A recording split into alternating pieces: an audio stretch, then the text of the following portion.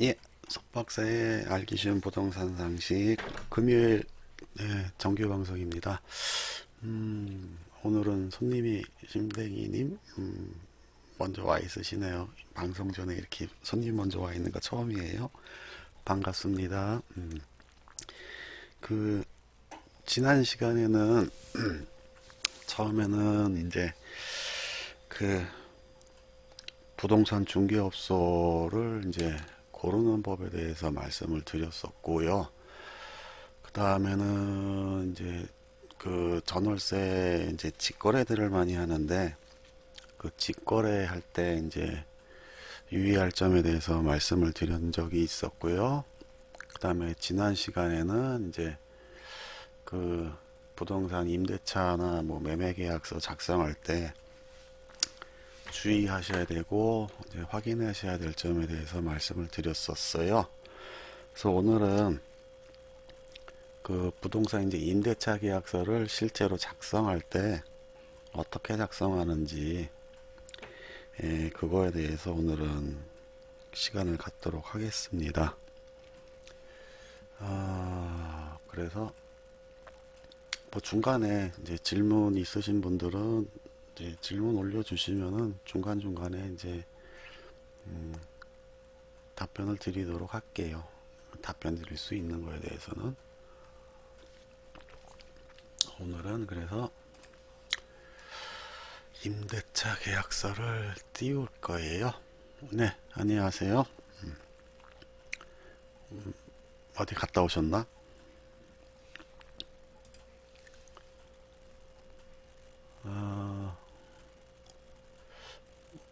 그 제 방송에 처음 들어오셨지요? 심댕이님은. 그 제가 좀 전에 예. 그 부동산 상식에 대해서 알려드리는 이제 방송인데요. 제 방송이 오늘이 정규 방송으로는 다섯 번째예요. 다섯 번째구나. 네, 하나, 둘, 셋, 넷, 다섯. 네, 다섯 번째인데 이제 처음에는 이제 그 아마 방송 다시 보기 보면 이제 제가 레벨이 쪼렙이라서 나와 있는 게 별로 없는데 이제 제가 방송한 건 유튜브로 다시 볼 수 있어요. 제 방송국에 가면은 그 그래서 이제 지난 시간까지는 어 이제 그 전월세 직거래 시에 유의할 점, 그 다음에 이제 계약서 작성할 때 유의하고 확인해야 될 점, 뭐 이런 것들에 대해서 말씀을 드렸는데 오늘은 예, 그 실제 이제 부동산 임대차 계약서를 작성할 때 작성하는 법에서 알려드릴 겁니다. 뭐 중간에 질문 있으시면은 질문하시면은 바로 답변 드릴 수 있는 건 답변 드리고요. 뭐 좀 복잡한 것 같은 경우에는 제가 다음 방송이나 홈페이지에 제가 올려놓도록 할게요. 그래서 오늘 이제 정규 진도 나갑니다.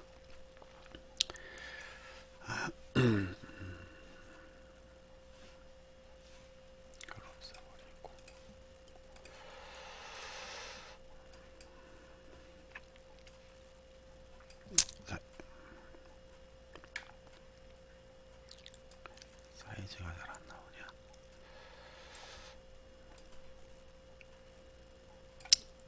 요게 보통 부동산 중개업소에서 제일 많이 쓰는 임대차 계약서예요. 요거는 이제 월세 임대차 계약서인데 전세나 월세나 뭐 요 차임이 있고 없고의 차이밖에 없으니까 같이 그냥 할게요. 쭉 이렇게 돼 있죠.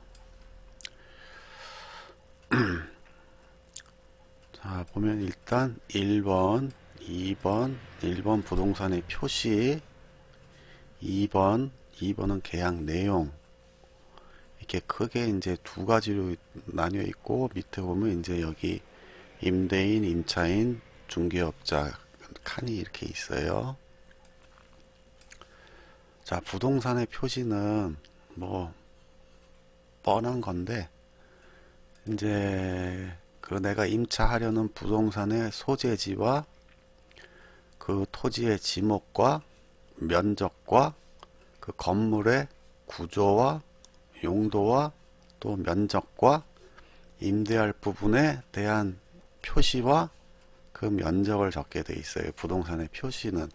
이거 굉장히 중요한 거예요. 이게 제가 지난 시간에도 말씀드렸지만은 이 부동산 표시에서 이 소재지의 주소를 정확하게 적는 게 굉장히 중요합니다. 이거를 부정확하게 적으면은 제가 먼저 시간에서 말씀드렸는데 주택 임대차 보호를 못 받습니다. 왜? 없는 집에다가 계약서를 쓴 거기 때문에 그래요. 특히 다가구 주택에서 임의적으로 호수 정해 놓은 거, 그거 여기다 절대 적으시면 안 돼요. 예를 들어서 지금 다가구 주택을 예를 들어서 여기 직접 해볼게요. 그리고 여기 소재지의 주소는 옛날 집원 주소를 적으라고 했어요. 현재 그 시행하고 있는 도로명 주소 적으시면 안 돼요. 여기에는 예를 들어서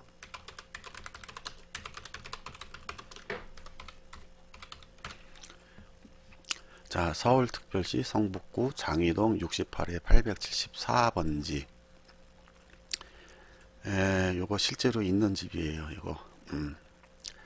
여기를 이거를 쓸 때 뭘 보고 쓰라고 했었냐면 지난 시간에도 말씀드렸지만은 등기사항 증명서하고 건축물 대장 두 가지를 떼서 확인한 주소를 적으라고 했어요.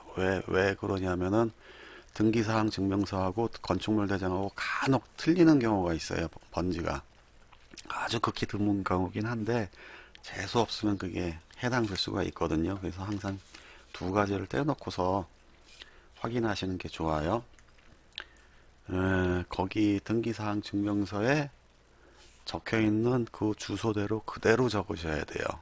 이게 이제 만약에 다세대, 그러니까 빌라 같은 경우에는 이런 경우가 많이 있죠. 뭐 이게 만약에 뭐 빌라라고 해서 뭐 무슨 서울 빌라 뭐 이렇게 빌라 외벽에 보면 서울 빌라 뭐 이렇게 붙어 있어요. 근데 등기사항 증명서에 보면 이거 없는 경우가 대부분이에요. 그냥 그 뭐 제 4층 제 201호 이런 식으로 되어 있는 경우가 많아요. 무슨 빌라 여기 중간에 이거 없는 경우가 대부분이거든요. 이것 무슨 빌라라고 되어 있는 것도 사람들이 그냥 보기 편하고 구분하기 편하라고 이렇게 임의적으로 부르는 거지 그게 등기에 그런 식으로 나 있는 경우는 없어요. 만약에 등기에 진짜로 무슨 신세계 빌라 무슨 뭐 신세계 빌리지 뭐 이렇게 적혀 있으면은 뭐 이렇게 적어야 돼요. 그럴 경우에는. 그런데 없는 경우가 많다는 거. 이런 거 없는 경우가 많다는 거. 그리고 예, 이 토지에서 지목은 대부분 대죠. 대지죠. 대라는 건 이제 대지라는 뜻이에요. 대지의 면적은 토지대장 보면 나오죠. 토지대장에 보면 나오고요. 이제 아파트나 이제 다세대 같은 경우에는 등기사항 증명서 보면 대지권의 목적인 토지의 표시라고 해갖고 그 아파트가 지어진 그 토지의 면적 전체가 나와 있어요. 예, 뭐 이미대로 한번 적어볼게요. 158제곱미터. 건물도 뭐 대개 이제 일건 그 건축물 대장에 다 나와 있어요. 대개 이제 뭐 철근, 콘크리트. 용도 아파트면은 아파트라고 적으시고 다세대 주택이면은 다세대 주택이라고 적으시고 단독주택이나 다가구면은 뭐 그것도 이제 다 등기사항 증명서에 써 있어요. 다가구 단독주택 이렇게 쓰시고 면적은 이 건물의 연면적을 적는 게 원칙이에요. 사실은. 그래서 그것도 이제 건축물 대장 보면 나와 있거든요. 만약에 아파트일 경우에 아파트는 한 동에 연면적이 다 적혀 있죠. 아파트가 뭐 보통 뭐 2,800 133 뭐 제곱미터 뭐 이렇게 커요. 아파트 한 동은. 그리고 뭐 다가구 같은 경우는 다세대 같은 경우에는 뭐 158제곱미터 정도면은 대지가 158제곱미터 정도면 뭐 많이 지어야 뭐 184제곱미터 뭐 하여튼 이거는 임의대로 나 적는 게 아니고 등기사항 증명서하고 건축물 대장에 있는 그대로 적으시라는 얘기예요. 이거는 임대할 부분은 뭐 이제 단독이나 이제 다가구를 예를 들 경우에 이거 되게 주의하라고 했죠. 이게 이제 다가구 주택이라고 치고 뭐 다가구 주택 보통 보면 뭐 101호, 102호 뭐 이런 식으로 빌라처럼 나눠 있잖아요. 그런 식으로 하면 안 돼요. 등기사항 증명서에 분명히 이렇게 딱 번지까지만 나와 있어요. 뭐 몇 호 이런 거 뭐 그런 거 없어요. 그리고 뭐 여기에도 이런 식으로 나오겠죠. 이제 다가구 주택 또는 다가구 단독주택 이렇게 표시가 돼요. 그리고 만약에 내가 흔히 말하는 201호를 임대한다고 했을 때 2층이라고 하셔야 돼. 2층 그냥 또는 2층의 일부 해갖고 뭐 예를 들어서 이제 2층짜리 건물이라고 치고요. 이게 이제 뭐 한 층당 면적이 90제곱미터면은 90제곱미터를 반으로 나눠서 100 뭐 쓰잖아요. 그러면 대략 뭐 45제곱미터 되겠죠. 이렇게 표시를 해야 돼요. 2층 또는 2층의 일부 이렇게 적으셔야 돼요. 다가구 뭐 여기에다가 201호라고 201호 이런 식으로 하면은 안 돼요. 절대로 안 돼요. 이거 없는 거거든요. 왜? 이렇게 공부에 기록이 안 돼 있다는 얘기예요. 등기가 이런 식으로 안 나 있는 거예요. 201호 뭐 202호 이런 식으로 안 난 거기 때문에 나중에 문제 생기면 없는 집에다가 이거를 임대차 계약을 한 게 되는 거예요. 그래서 이런 식으로 하면 절대 안 되고 만약 2층을 1층에 뭐 한쪽 편을 임대한다 그럼 2층 또는 2층의 일부 이렇게 하셔야 돼요. 그렇게 하고 이것도 뭐 등기가 딱 정확하게 나 있는 게 아니니까 뭐 약 45제곱미터 뭐 이렇게 하셔도 되고 그냥 45제곱미터 이렇게 하셔도 되고 지장 없어요. 이거는 반드시 등기사항 증명서나 건축물 대장에 나와 있는 주소대로 적어야 한다. 네,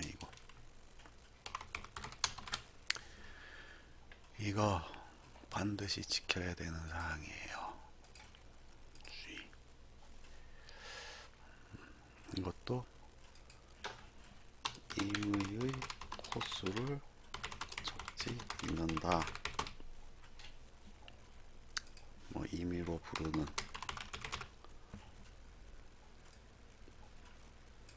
다가구 주택 이거 정말 주의하셔야 돼요. 이거 이 호수를 적으면 안 돼요. 자, 그리고 2번 계약 내용. 자, 여기서부터 이제 1조, 2조 이제 붙이기 들어갑니다. 이제 자, 1조 계약의 목적.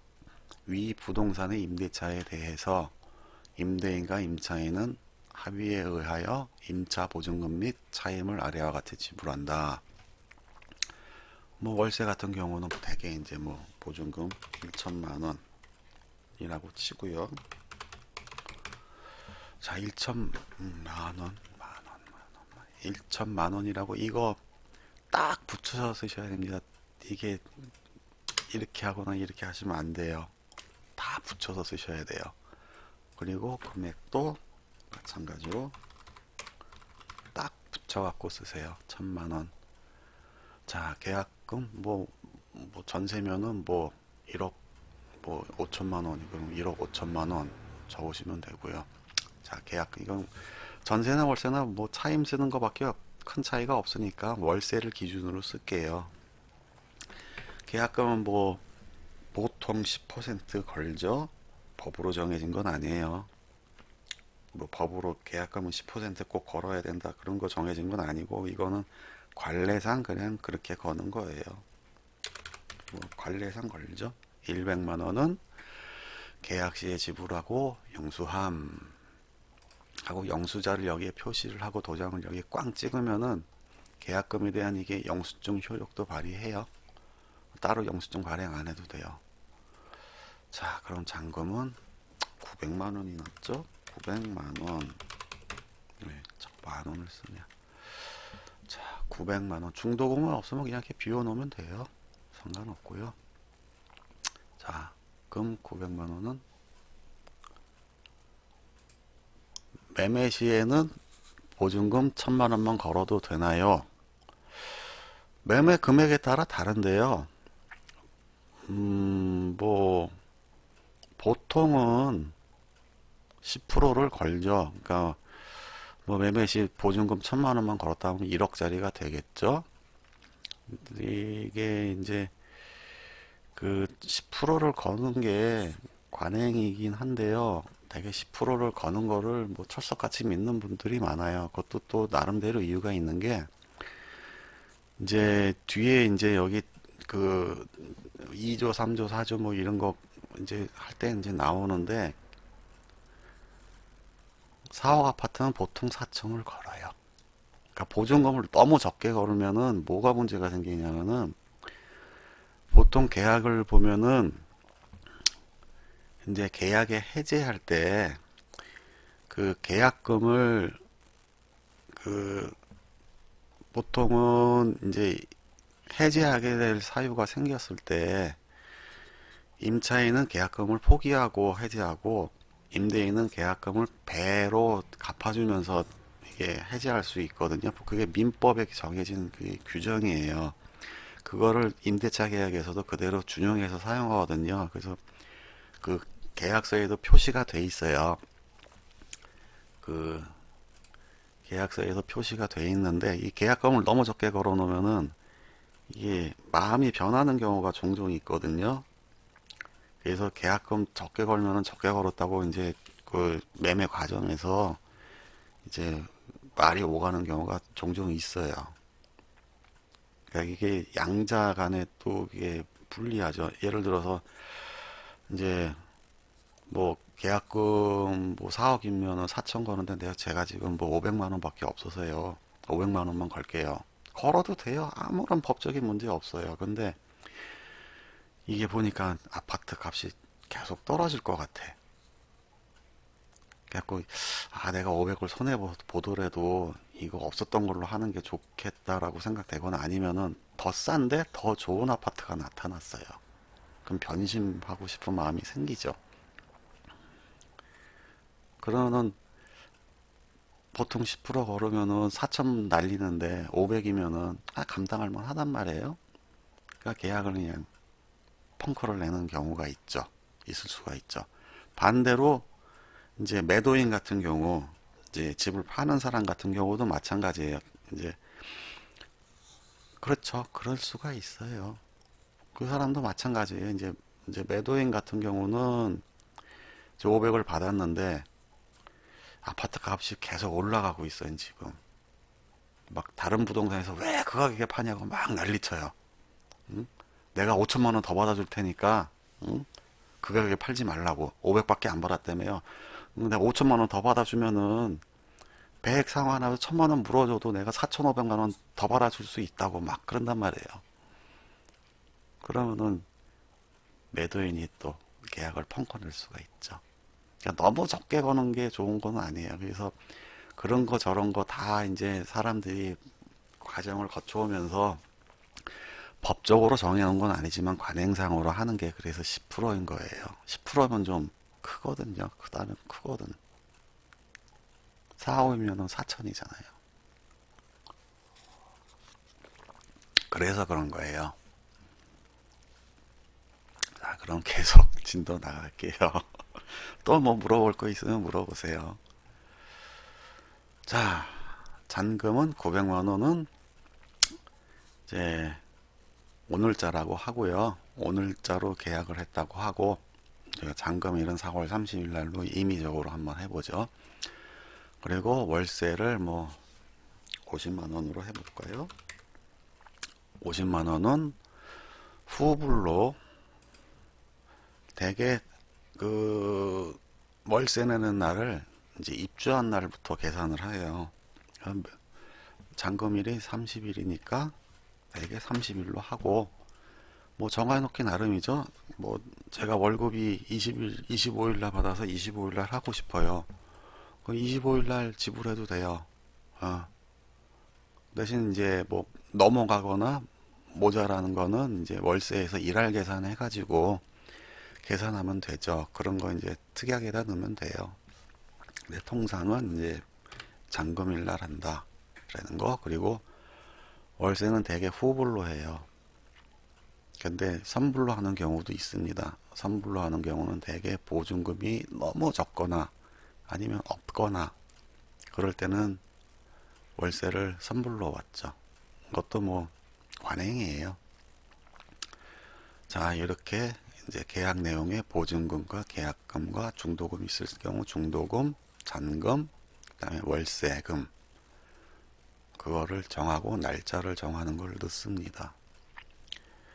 자, 여기까지 넣었으면은 대개 특약 오기 전에 2, 3, 4조 이렇게 그 요 내용들이 있는데 요거를 잘 안 봐요. 제 경험상으로도 보면은 이 내용들을 잘 안 보는데 이 내용들이 굉장히 중요한 내용들입니다. 무슨 내용이 들어가냐? 자, 제2조 계약의 종속기간. 자, 임대인은 위 부동산을 임대차 목적대로 사용 수익할 수 있는 상태로 자, 2015년 4월 30일 잔금일이 4월 30일이죠. 4월 30일까지 임차인에게 인도하며 임대차 기간은 인도일로부터 2017년 4월 29일까지 24개월까지로 한다. 자, 주택임대차보호법상에 기본적인 임대차 기간은 2년으로 인정을 해주고 있어요. 뭐 3년으로 변경한다는 얘기도 있는데 현행은 2년으로 인정을 해주고 있고요. 임차인 사정으로 1년만 하자고 할 수도 있어요. 그럼 2016년 4월 29일이 되겠죠. 자, 이렇게 계약을 했는데 만약에 1년이 된 다음에 1년을 더 살아야겠어. 그런데 1년 더 살게요 해도 돼요. 왜? 임대차 보호법에 그렇게 나와 있어요. 1년이나 1년을 미만으로 정한 계약은 임차인은 2년을 주장할 수 있다라고 명기되어 있거든요. 1년으로 정했어도 2년 살 수 있어요. 임대차 보호법에 그렇게 그 규정이 되어 있기 때문에 그렇습니다. 통상은 2년이니까 2년 계약으로 하죠. 아, 그리고 3조.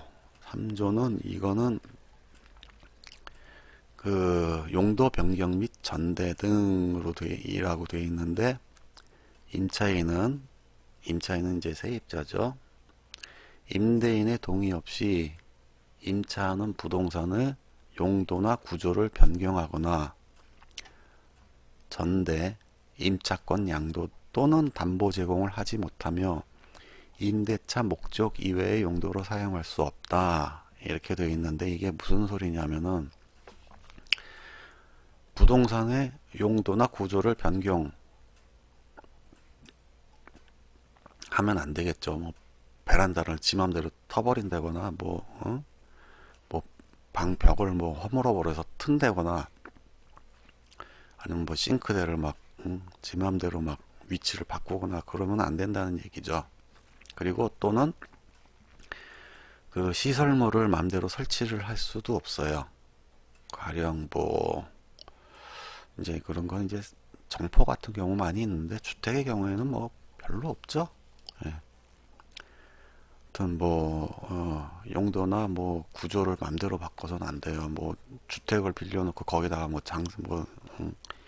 점포를 차린다던가 이런 걸 해서도 안 되는 거예요. 그 거주를 목적으로 하는 주택으로 빌렸으면은 주택의 목적으로 사용하셔야 됩니다.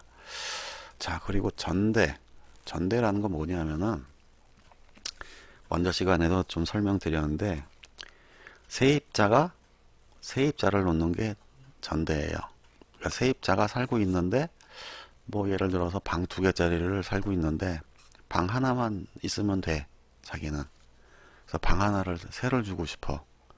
그리고 그 세입자가 세를 놓는 경우가 있어요. 그걸 전대라고 하거든요. 근데 전대는 그 세입자가 놓고 싶다고 해갖고 마음대로 놓을 수 있는 게 아니고 반드시 집주인의 승낙을 받고 승낙서가 첨부가 돼야 되거든요. 그렇지 않으면 무효예요. 먼저 시간에도 다 설명드렸어요. 이렇게 세입자가 세입자를 또 놓는다거나 임차권의 양도. 자, 임차권의 양도는 이건 뭐냐면 이제 대개 이거 같이 세트로 해야겠네. 임차권의 양도 또는 담보 제공을 하지 못한다. 대개 이제 뭐 전세계약서를 뭐 사채업자한테 담보로 맡기는 경우도 있고요.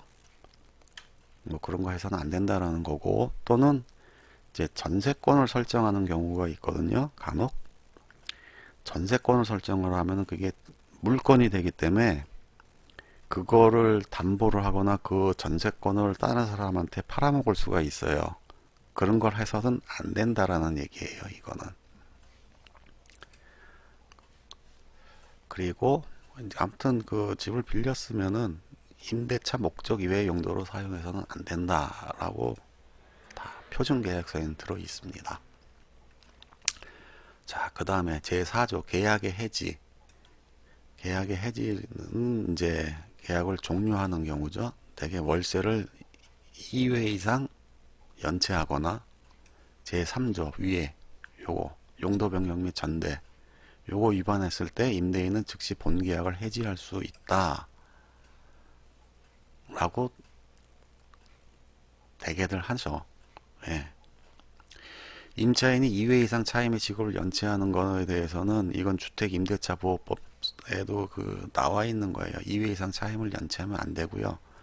그게 연속으로 2회가 아니라 1회를 뭐 한 번 했고 몇 달 후에 또 한 번 해서 그게 합의 2회가 되면은 안 돼요.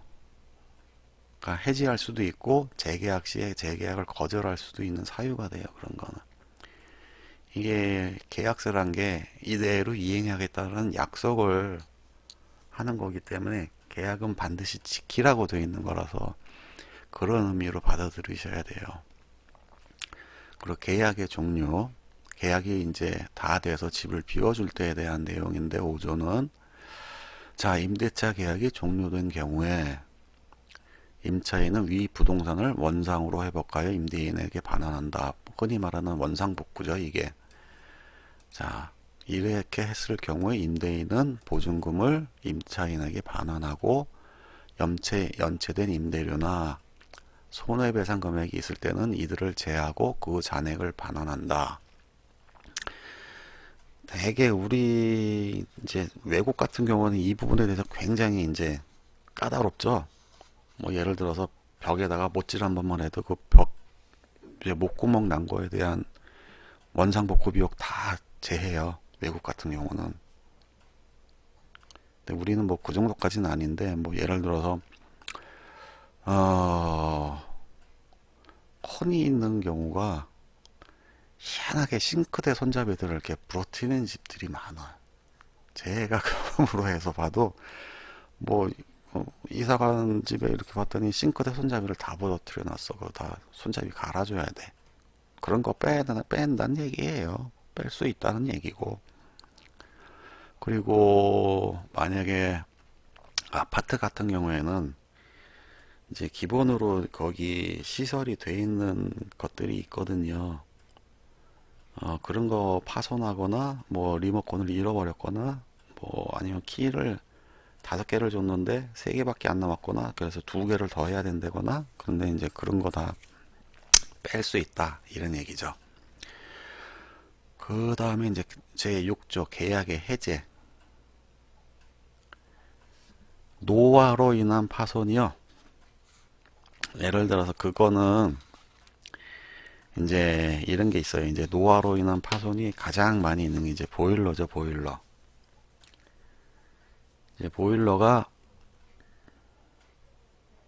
음, 20년 된 아파트일 경우에 만약에 예를 들어서 뭐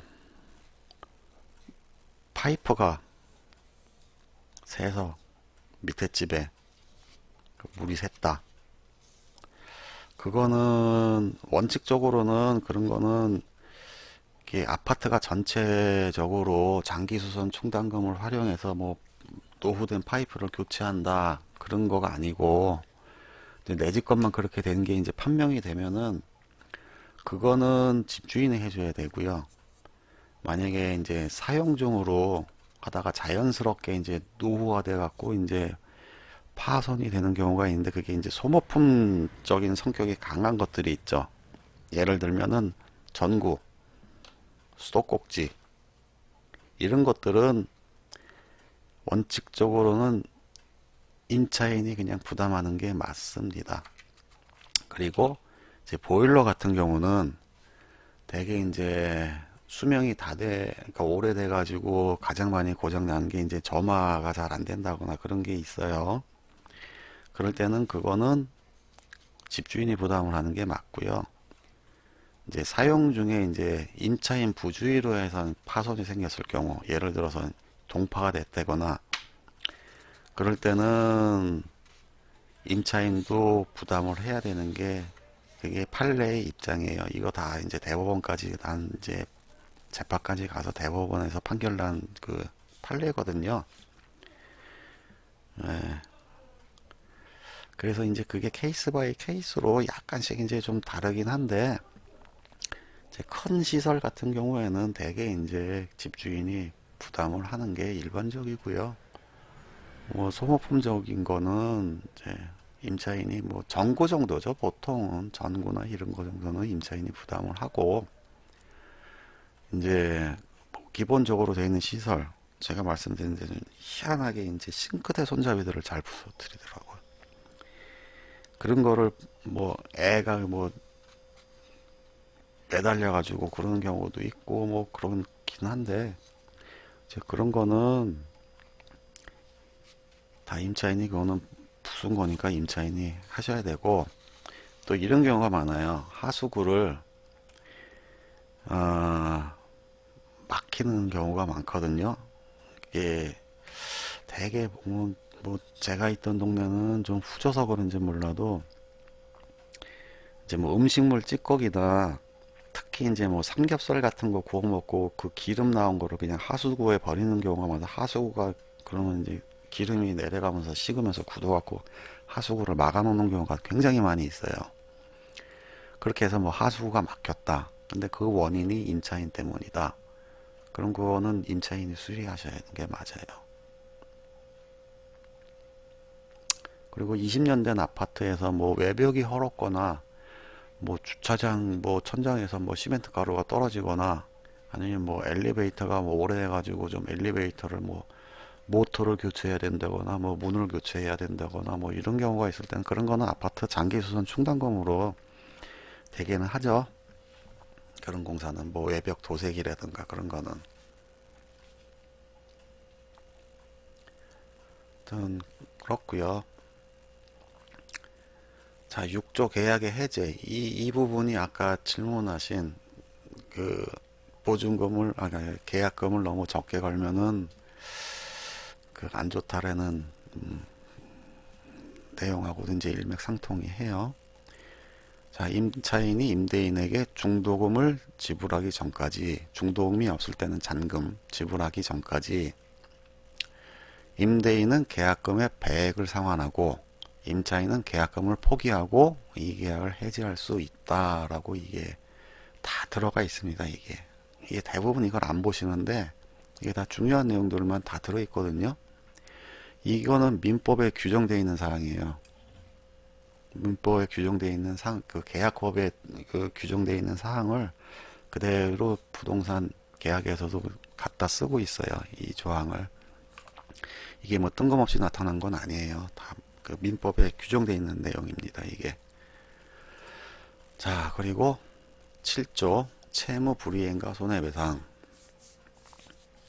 임대인 또는 임차인이 본 계약상의 내용에 대해서 이행을 하는 게 없을 경우에, 뭐 예를 들면은 이게 불이행이 있다는 게 뭐 뻔하죠. 뭐 잔금일이 됐는데 잔금을 안 내. 안 내면은 안 냈다고 해가지고 그 집 임대인은 바로 그 계약을 해지할 수가 없어요. 이거 매매 계약도 마찬가지고, 매매 계약도 이제 중도금이 오고 가야지 확실한 매매 의사를 정한 걸로 보거든요. 계약금 단계, 건 단계에서는 그냥 계약 단계로, 그러니까 유동적인 상태로 보는 거고요. 중도금을 내야지 매매 계약도 이 계약을 확실하게 이행하겠다는 그 의지의 표시로 봐야 이 중도금을.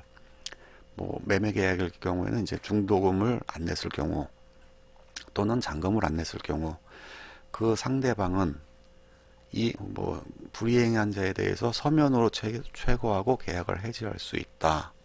이게 뭐냐면은 바로 계약을 해지할 수는 없고요. 이제 서면으로 하라는 건 이제 대개 내용 증명이죠. 내용 증명 우편.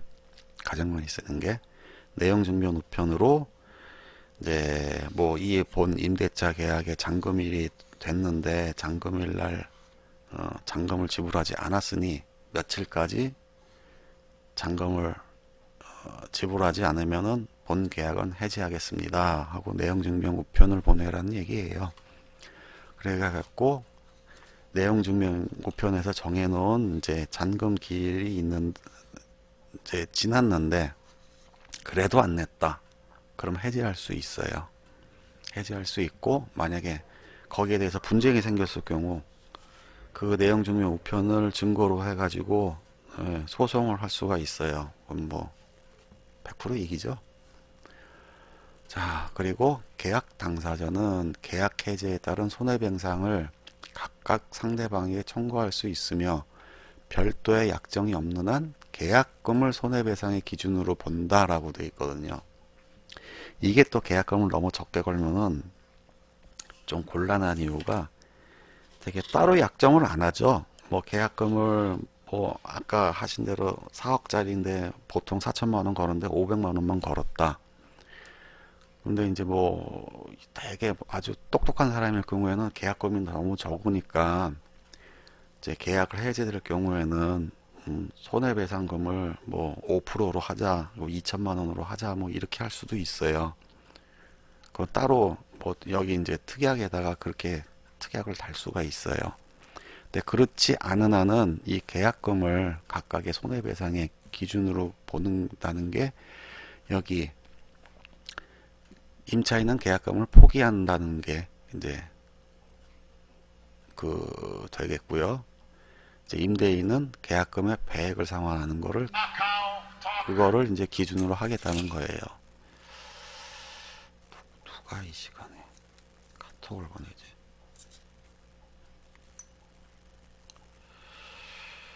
잠깐만요.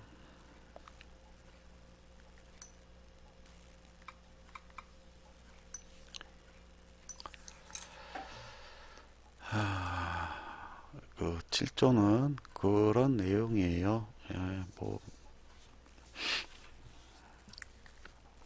그 8조는 이제 중개수수료에 관한 내용인데요.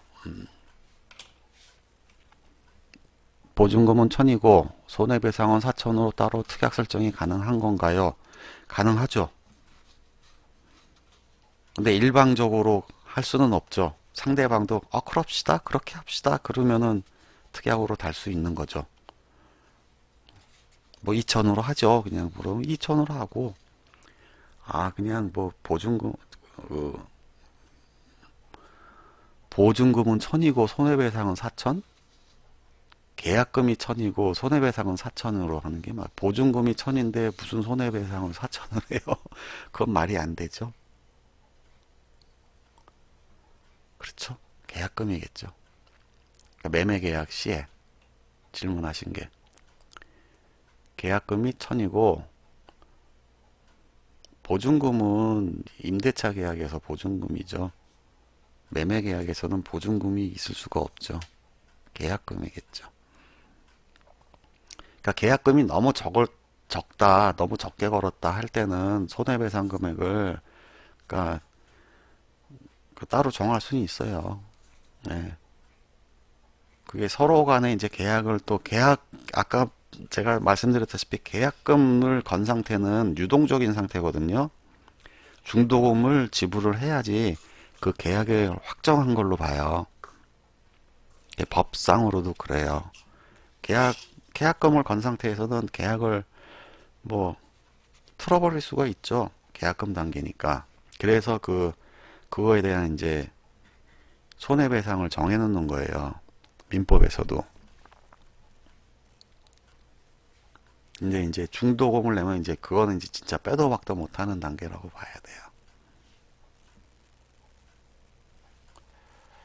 네. 하여튼 8조 중개수수료로 이게 중개수수료는 이제 중개업자가 끼었을 때 이제 내용이고요.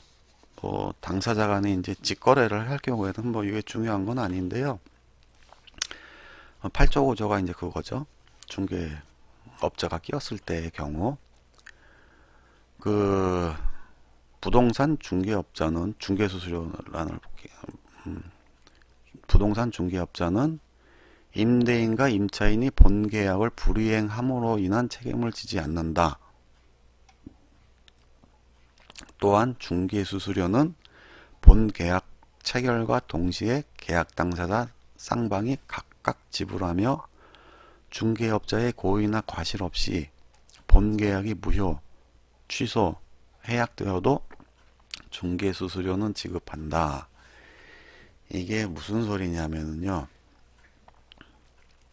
자, 뭐, 중개업자는 그 임무가 원래는 원칙적으로 법적인 의미는 그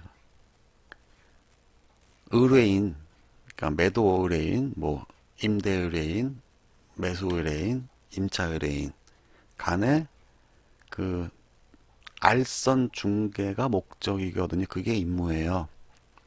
알선 중개에서 계약을 하도록, 그러니까 계약서를 쓰도록 하는 게 그게 임무, 그 주요 업무거든요. 법에서 규정된. 그런데 그렇게 해가지고 계약서를 썼는데 어느 한쪽이 계약을 미이행했어요. 그거에 대한 책임을 질 수는 없다. 그런 내용이에요. 물론 책임을 지지 않되 노력은 해야죠. 이행할 수 있도록. 뭐 어떤 이제 문제가 생겼을 경우에 뭐 계약서만 썼다고 해서 뭐그 나머지는 당신들 알아서 하시오. 그렇게는 요즘은 안 하죠. 그렇게 했다가는 뭐 문 닫아야지. 그러나 법적인 책임을 지지는 않는다는 얘기예요. 왜? 당사자 간에 뭐 기분 나빠갖고 뭐 그런 경우 다툼 있는 경우가 많거든요.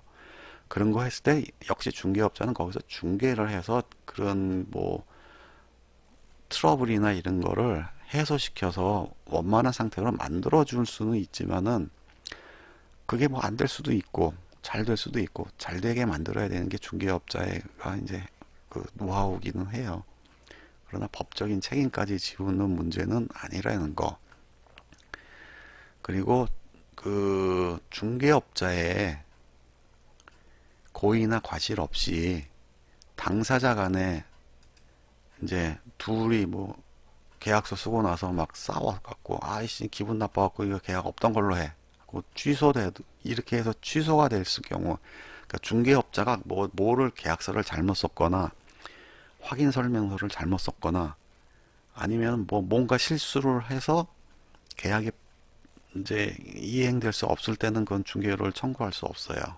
그러나 중개업자가 실수가 아닌 계약 당사자 간에 이제 문제로 인해 가지고 계약이 뭐 취소되거나 해제됐을 경우에는 그럼에도 불구하고 중개업자는 수수료를 청구할 수 있는 권리가 있어요. 이게 그 듣는 사람에 따라서는 중개업자한테 굉장히 유리한 거 아니냐 이렇게 느끼실 수도 있는데요. 이게 또 왜 그러냐면은 중개업법상 중개의 완성시기라는 게 있어요. 중개의 완성시기는 그 계약서를 작성한 때가 사실은 법적으로 할 일을 다 한 거예요. 그 뒤에 있는 일들 있죠. 뭐 공과금도 계산해주고, 뭐 인테리어도 뭐 연결해주고, 뭐 이런 거 저런 거 뭐 열쇠까지도 뭐 해주고, 뭐 이런 거는 다 그냥 부수적인 서비스로 해주는 거지. 그거가 법적으로 규정돼 갖고 중개업자가 해줘야 된다라고는 명기 안 돼 있어요. 중개업자는 할 일은 계약 당사자 간에 중개 알선에서 계약서를 쓰게 하면은 거기에서 끝입니다. 원래 그래요. 원래 법적인 의미로는 그래요. 하여튼 뭐 참고하고 알아두시라는 거예요. 그리고 구조, 이것도 이제 중개업자랑 이제 계약서를 쓰면 이 계약서뿐 아니고 이제 중개대상물 확인 설명서란 걸 또 작성해서 주죠. 요거는 이제 뭐 다음 시간이나 뭐 이후에 예, 어떤 식으로 작성을 해주고, 이거는 뭐 계약 당사자 간이 쓰는 게 아니고 이건 중개업자가 써주는 거니까 어떤 내용들을 써주고 어떤 거를 중요하게 봐야 되고 그런 거를 따로 이제 설명해 드리는 시간을 만들어 드리겠습니다. 그리고 업무 보증 관계 증서, 이게 이제 공제 증서나 보증보험 증권 사본이죠. 이거를 쌍방에게 교부하게 돼 있어요. 뭐 이 내용이 들어 있고, 요 내용은 대개 이제 그 중개업소에서 쓰는 대개 이 계약서는 이제 공인중개사 협회에서 만들어 놓은 표준 계약서를 제가 한글 파일로 이제 만들어 놓은 건데, 거의 뭐 여기 들어있는 내용 다른 데서도 다른 부동산 중개업소에서도 거의 똑같아요. 이 내용들은. 그리고 뭐 문방구에서 파는 거는 그 7조 정도까지는 들어있을 거예요. 8, 9조는 없을 거고. 문방구에서 파는 거는 진짜 본 적이 없네. 본 적이 없어서 모르겠는데, 아무튼 그래도 요 1조부터 7조까지는 들어 있을 겁니다. 이거는. 자, 그 다음에 이제 중요한 거예요. 특약. 특약을 넣어야지 계약 이제 이외에 그 문제가 생겼거나 문제를 방지하거나 원활하게 계약을 계속 문방구에서도 팔아요. 그 부동산 매매 계약서나 임대차 계약서가 법으로 정해진 양식이 없어요. 근데 중개대상물 확인 설명서라고 있다고 했죠? 이거는 법에서 정해놓은 양식이 있어요. 이 양식대로만 써야 돼요. 중개업자는. 그런데 부동산 매매 계약서나 임대차 계약서는 법으로 정해진 계약서 양식이 없어요. 뭐 권리금 계약서는 뭐 권리금은 원래 법으로도 인정 안 해주니까 뭐 그렇고, 좀 아이러니한데 이제 거의 이게 표준 계약서예요. 근데 표준 계약서로 이게 뭐 그 중개업소에서는 이제 부동산 중개업소에서는 되게 거기서 쓰는 프로그램들이 있거든요. 뭐 공인중개사 협회에서 이제 운영하는 K렌이라는 사이트도 있고, 또 그 지역 그 중개 그 공용망이 있어요. 뭐 알터, 뭐 그리고 뭐 또 갑자기 생각하니까 생각이 안 나네. 아무튼 뭐 그런 그 공용 그 중개망이 있는데 거기에서 이제 계약서 쓰는 양식도 다 출력되고 그러거든요. 되게 다 이렇게 이 양식으로 되어 있습니다. 근데 저 이제 특약 사항에 대해서 이거 중요한 거예요. 이거는 이제 제가 가장 많이 이제 드는 거를 여기다 이제 쭉 적어 놨는데요. 이제 케이스 바이 케이스로 이제 확인해서 해야 돼요. 자, 1번은 자, 보면은 현 시설 상태 및 공부상 임대차 계약이며, 이게 무슨 소리냐면은 현 시설 상태라는 거는 그 하기 전에 방문해서 한번 확인하잖아요. 그 시설 상태를 말하는 거, 확인한 그 시설 상태. 현 시설 상태라는 거는 이제 임차인이 가서 직접 본 그 시설 상태 및 공부상 임대차 계약. 공부상 임대차 계약이란 거는 이제 이게 먼저 시간 들으셨으면 이해가 빠르실 텐데 그 공부라는 거는 이제 임대차 계약이 저기 전에 제가 꼭 확인하라고 한 공부가 등기사항 증명서, 건축물 대장, 토지 대장 이런 거 말씀드렸어요. 그거 상에 의한 보고서 확인한 임대차 계약이라는 거고요. 자, 계약일 현재 근저당권 등 소유권 이외의 권리 설정이 없는 상태이며 뭐 있으면은 근저당권 뭐 무슨 은행 뭐 채권 최고액 1억 원이 설정되어 있는 상태에서 작성하는 계약이며 이렇게 할 수도 있죠. 뭐 대출이 있으면은 그 중요한 건 이거예요. 이 상태를 잔금일 이일까지 유지한다. 그러니까 잔금일 다음 날까지 오늘 계약한 상태의 요 등기 상태를 그대로 유지한다 이 얘기예요. 이게 무슨 소리냐면은 이거 굉장히 중요한 내용이에요. 잔금일까지 유지한다 하면은 안 돼요. 반드시 잔금일 이일까지 유지한다 라고 해야 돼요.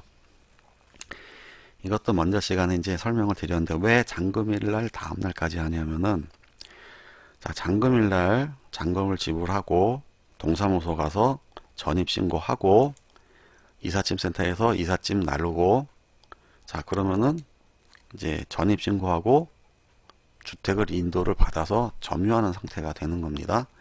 그 다음에 이제 확정일자를 받아요. 이제 그렇게 되면 대항력과 이제 우선 변제권을 취득하게 되는 건데 그 대항력과 우선 변제권이 언제부터 효력을 발휘하냐면은 자 4월 30일 날 여기 이제 이 계약서상 보면 4월 30일 날 계약저 잔금을 치렀죠. 그건 4월 30일 날 대항력과 우선 변제권이 생기는 게 아니고 그 다음 날 0시부터 생겨요. 그러니까 5월 1일 0시부터 생긴다는 얘기예요. 대항력과 우선 변제권이. 그런데 집주인이 잔금일날 잔금 딱 받고 은행 가서 대출을 받아요. 건저당권 설정을 만약에 했다고 쳐요. 건저당권은 언제 바로 되냐면 근저당 설정한 그날 바로 생겨요. 그러니까 30일날 잔금 받자마자 은행 가서 대출을 받아버렸네. 그럼 4월 30일날 근저당권이 등기에 딱 찍혀요. 근데 나의 임차권은 5월 1일 0시부터 효력을 발휘해요. 채권 순위가 달라지죠. 그렇게 했을 경우에 똑같은 날 했는데 은행 대출이 1순위고 내 임차권이 채권 순위 2순위가 돼요. 그래서 그런 거예요. 그래서 잔금일 2일까지 유지하도록 하는 거예요. 그럼 잔금일 2일 날, 자, 그러면 나 5월 1일 0시부터 채권, 이제, 그 대항력과 우선 변제권이, 이게, 효력이 발생되는데, 집주인이 5월 1일 날, 뭐, 아침 9시에 은행 문 열자마자 가서 대출을 받았어. 응? 우선순위에서 앞당겨지는 거예요. 난 0시부터거든. 그런 차이가 있어. 이게 어마어마한 차이예요. 잔금일에 2일로 하냐? 잔금일로 하냐? 자, 그래서 이렇게 하는 거예요. 그리고 2번. 자, 이거는 공유 부동산일 경우에 이제 이런 특약을 다는 게 좋다라는 내용이에요. 자, 공유 부동산일 경우에는 먼저 시간에도 제가 설명을 드렸는데 지분권자의 과반 이상의 지분권자의 동의가 있어야지 그 계약이 유효하거든요. 그래서 부부가 이제 공동 소유인 경우 많죠. 여기 심댕이님을 위해서 다시 설명드리는 거예요. 부부가 둘이 갖고 있는 공유 부동산일 경우에 각각 2분의 1씩 갖고 있잖아요. 지분을 공유를. 이럴 때 한 사람만 나와서 계약서를 써도 되느냐? 안 돼요. 두 사람 다 나와야 돼요. 왜냐하면은 2분의 1은 절반이지 과반이 아니거든요. 그래서 절반이면 안 돼요. 절반을 넘어야 돼요. 과반은 그런 의미거든요. 그래서 이제 요거는 이제 3명이 공유 부동산일 경우에 소유권 지분이 A, B, C로 할 걸 그랬네. 마진가가 3분의 1, 오지개가 3분의 1, 어머나가 3분의 1 이렇게 각각 3분의 1씩 가졌을 때는 과반이 넘어야 되니까 두 명은 나와야 된다는 얘기예요. 이 중 마진가 어머나 지분 3분의 2로 과반 이상의 지분권자의 동의로 작성하는 계약임. 이렇게 과반 이상의 지분을 권자의 동의를 받았다라는 것을 표기를 하고 여기에도 다 들어가야 돼요. 이 두 사람은 기본적으로. 근데 이런 경우도 있을 수가 있어요. 이제 뭐 상속부동산일 경우에 이런 경우가 많은데 어머니가 뭐 9분의 5를 갖고 있고 나머지 9분의 4를 뭐 자식 둘이 나눠서 갖고 있을 경우에 어머니 9분의 5로 지분을 갖고 있는 어머니 혼자서 계약을 해도 되느냐? 돼요. 9분의 5는 과반이 넘기 때문에. 근데 9분의 2 지분을 갖고 있는 아들이 혼자 계약한다거나 아들 둘이 나와서 계약했을 경우 합쳐도 9분의 4잖아요. 과반이 안 되기 때문에 그런 계약은 무효예요.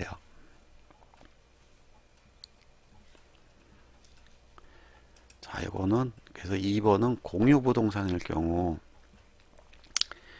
이제 좀 까다롭긴 해요.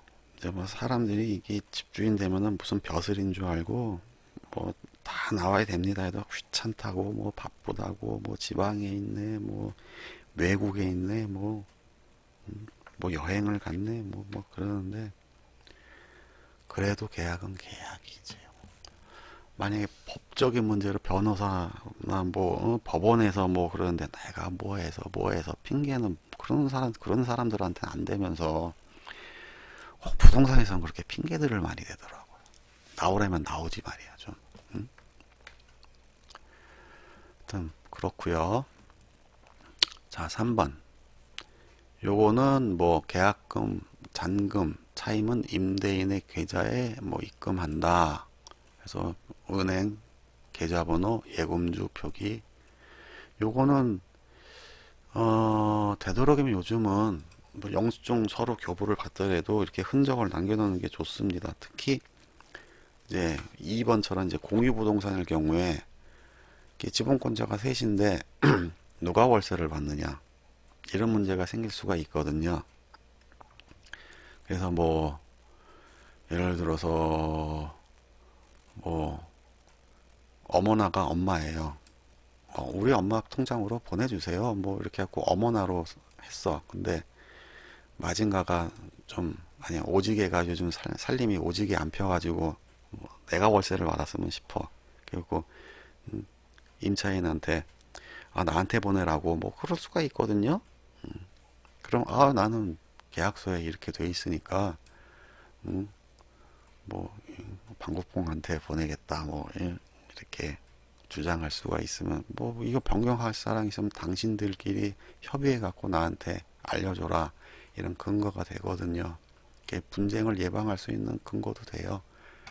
요즘은 다 뭐 매매 계약할 때 뭐 휴대폰으로 막 억 단위도 이체하고 뭐 그러니까 이렇게 근거를 남겨놓는 게 좋아요. 그리고 뭐 잔금일은 임대인, 임차인 상호협의하에 앞당길 수 있다. 대개 잔금일을 앞당기는 경우가 많죠.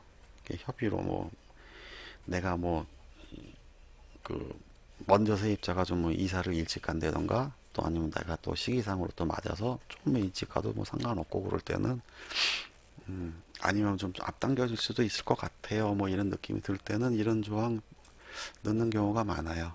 근데 상호협의하에 늦출 수 있다라고는 안 해요. 되게.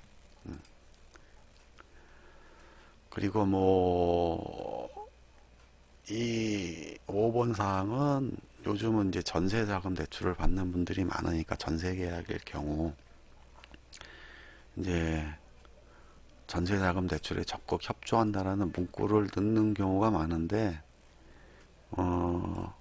또 이 반대로 넣는 경우도 있어요. 임대인은 전세자금 대출에 할 경우에 본계약은 무효로 한다. 이렇게 하는 분도 있어요. 전세자금 대출 되게 싫어하는 분도 있어요.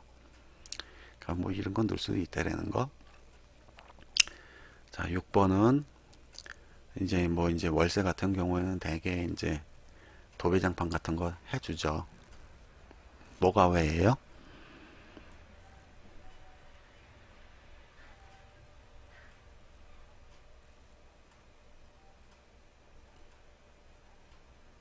아, 전세자금 대출 싫어하는 거? 그게 이제 연세 드신 분들인 경우에 주로 그런데요. 그냥 싫어하는 사람도 있고, 또는 이제 그 한번 분쟁을 겪은 분들도 있어요. 그러니까 전세대금 대출 같은 경우는 전세 자금을 이제 은행에서 받으면은 임대차 기간이 끝나면은 은행에다 돌려줘야 되는데 이걸 깜빡하고 임차인한테 주는 경우가 있어요. 그럼 골치 아프거든요. 그런 경우도 그렇게 한번 엄마 뜨거 한번 당한 본 사람도 있고, 또 어, 무슨 새 살면서 대출 받냐 뭐 이런 사람도 있고, 뭐 그게 좀 다양해요. 근데 어, 되게 이제 그냥 나는 그냥 무조건 싫어 그런 사람도 많아요.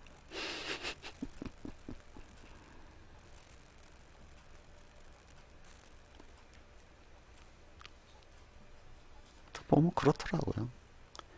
근데 저도 개인적으로는 전세자금 대출을 조금 정도 받는 거는 괜찮다고 보는데 과다하게 많이 받는 거는 좀 안 좋다라고 봐요. 왜냐하면 그것도 부채거든요. 그, 뭐, 내 집을 사는데, 뭐 빚을 지는 거래면은 그래도 어느 정도, 그것도 내 집을 사는 것도,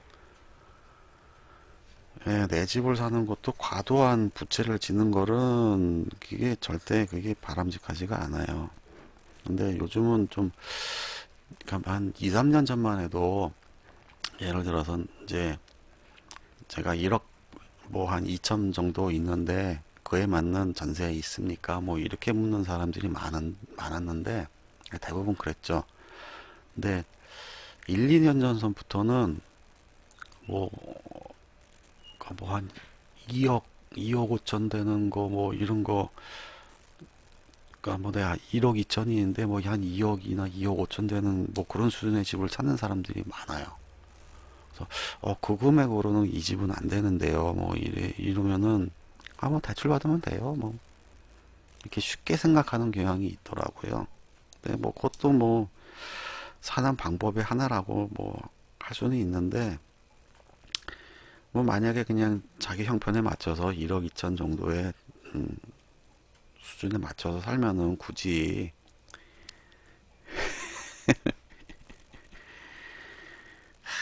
그러니까요 그게 하여튼 그 부채는 짓는 거거든. 뭐 금리가 싸서 그런 거 많아요. 예, 맞는 얘기예요. 근데 그게 언제까지 살지는 난 잘 모르겠어요. 일단 뭐 요즘은 빚권하는 사회라서 나라님부터 나서가지고 빚 안 지면은 바보같이 되는 뭐 좀 그런 것도 있나 보더라고. 근데 뭐 옛말에도 그런 게 있어요. 외상이면 소도 잡아먹는다고. 소 잡아먹다가 이제 된통 이제 체할 날이 곧 올 거라는 얘기도 많고 여러 가지로 봤을 때 뭐 오를 것 같다고 뭐 말씀하셨네. 오를 거예요. 안 오를 수가 없을 거예요. 뭐, 뭐 부동산 정책이나 이런 거에 대해서 할 얘기는 많은데 그러면 붙잡혀 갈지 모르니까 뭐 그런 얘기는 안 하겠습니다. 아무튼 자 6번 금리가 오르면 집값 영향이 어떻게 되나요? 예상되는 플로우를 한번 많은 분들이 예상하는 거예요. 이건 저만 예상하는 게 아니고. 자, 지금 가계부채가 주택담보대출이 1,400조가 넘고요. 부동산 담보로 사업자금 대출까지 받은 걸로 하면은 1800조 이상으로 보거든요. 그 중에서 지금 간신히 원금은 생각지도 못하고 이자만 갚는, 간신히 갚는 집이, 그러니까 한계점에 와 있는 집이 굉장히 많아요. 과도한 이제 대출로 인해 가지고요. 제가 작년에 그 제가 지금 현행으로는 부동산 사무실을 하지 않아요. 작년까지만 했어요. 작년에 마지막으로 11월 달에 2억 8천짜리 아파트를 매매를 했는데요. 매수인이 대출을 얼마를 받았냐면요. 2억 2천을 받았더라고요. 나 그렇게 은행에서 해주는 거 알고 깜짝 놀랐는데, 하여튼 그런 집들이 많아요. 지금 집 사는 분들 중에도 이제 DTI, LTV 막 한도 팍팍 늘려주니까 그냥 그러니까 뭐 이자만 생각하고 금리 싸니까 뭐 그렇게 해서 뭐 2억 대출을 받았다고 쳐도 금리 뭐 4%만 따줘도 얼마 안 되거든요. 갚을만 하니까 그냥 받는 거예요. 근데 그게 이제 한계점에 와 있는 분들이 많거든요. 그게 이제 2005년, 6년, 7년 요때 과도하게 빚지고 산 사람들 많고요. 그 다음에 지금 많죠. 그 사람들이 금리가 만약에 지금 보통 4%에서 5%대로 많이 받았단 말이에요. 제1금융권에서. 이게 만약에 2%나 3%만 올라가도요. 이제 낮아빠지는 사람들이 속출을 할 겁니다. 그러면은 투매를 하겠죠. 투매를 하면은 그나마 IMF 때는 수요가 있었어요. IMF 때도 부동산 가격 왕창 떨어졌었죠. 근데 그때는 그 수요가 많았기 때문에 지금 그러니까 386세대 지금 40대 중반에서 50대 중반 이분들이 그때 IMF 때 한참 집 살 때였기 때문에 그렇게 떨어진 집들이 그 사람들한테 다 흡수가 됐는데 지금은 수요가 없어요. 투매를 해도. 지금 집 사는 분들은 정말 정부에서 떠밀어서 전세값 비싸니까 억지로 사는 거거든요. 근데 대부분 지금 돈 있는 사람들도 지금 집 사려면 집 안 사요.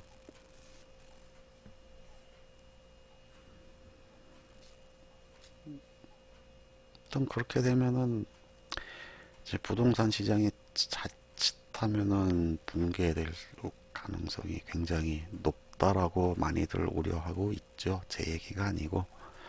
근데 제 생각도 비슷해요. 지금 정부에서 하는 게 굉장히 위험한 거예요. 부동산 가격을 어떻게든 유지시키려고 굉장히 노력하고 있거든요. 무리수를 써가면서. 그 안심대출이라고 얼마 전에 한 것도 이런 식으로 이해를 하셔야 돼요.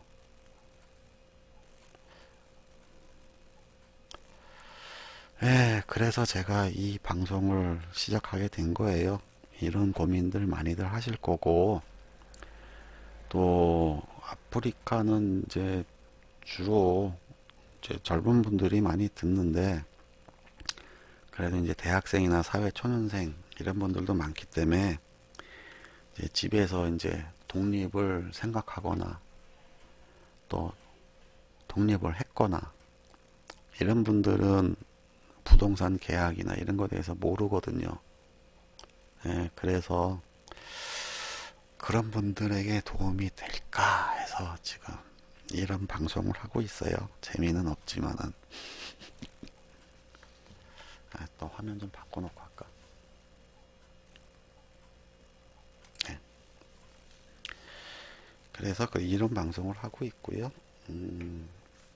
그리고 도움이 됐다는 분들도 좀 계시고, 방송이 좀 떠야지 할 텐데 손님이 별로 없어갖고 걱정이 걱정이에요. 그래서 계속 더 진도 나갈게요.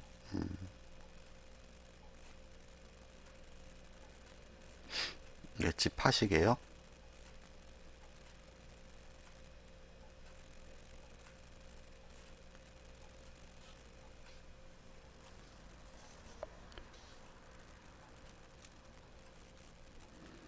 네, 전세를 사시는구나. 언제 나가래요?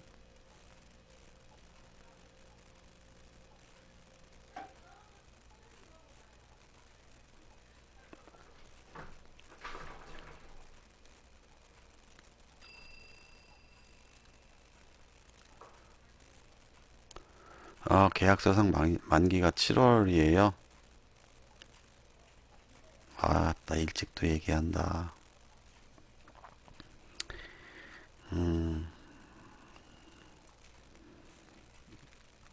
원래 6개월에서 1개월 사이에 의사표시하게 돼 있거든요.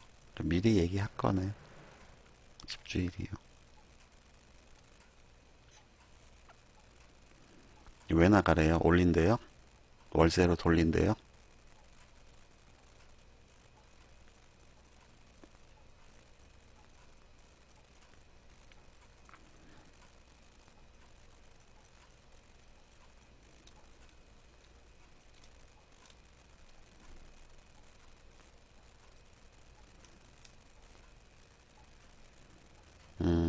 아들이 장가 갔다고 아들 준대요. 할 수 없네. 아이고 그 집 아들은 참 부모 잘 만났네.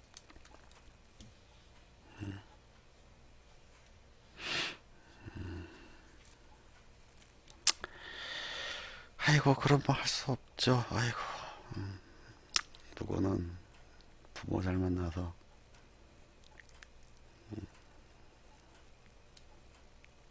그렇고 그지 같죠? 누구는 쫓겨나서 딴 집 알아와야 되고.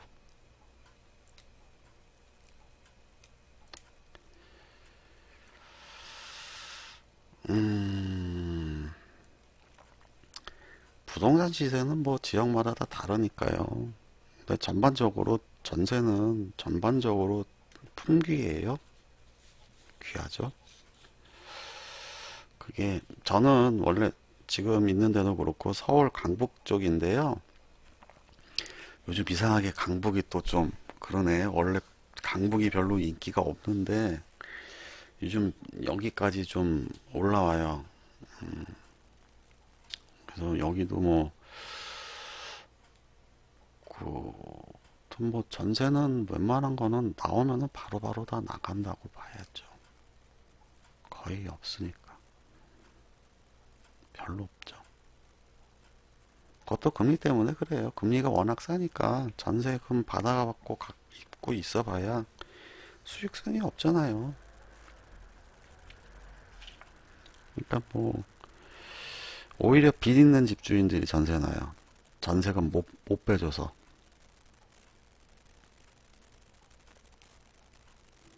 아니면은 간혹 이런 집도 있어요. 대출이 없는 집인데 집주인이 전세금 빼줄 돈 없어가고 계속 전세 넣는 사람도 있어요. 그것도 나이 든 사람 중에.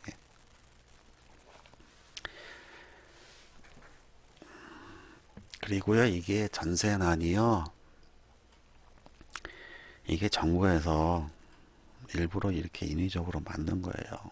이 얘기했다가 또 붙들려 가는 거 아닌지 몰라. 이게 왜 그러냐면요. 부동산 가격을 유지시키려고 사람들을 집을 많이 사게 해야 되잖아요. 그러면 거래가 계속 돼야지 세금도 거치고 취득세나 뭐 이런 거.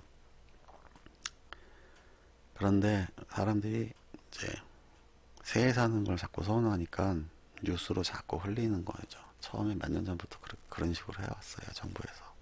전세가 귀하다. 전세 가격 오른다. 뉴스에 자꾸 때리니까 그럼 그 뉴스 보는 집주인들은 전세 가격이 올라? 그럼 나도 올려야지 하고 올리는 거예요, 계속. 그러니까 이제 또 떡방들이 또 부추기는 거고, 전세값 오른대요. 뭐 그러면서 전세값 올리세요.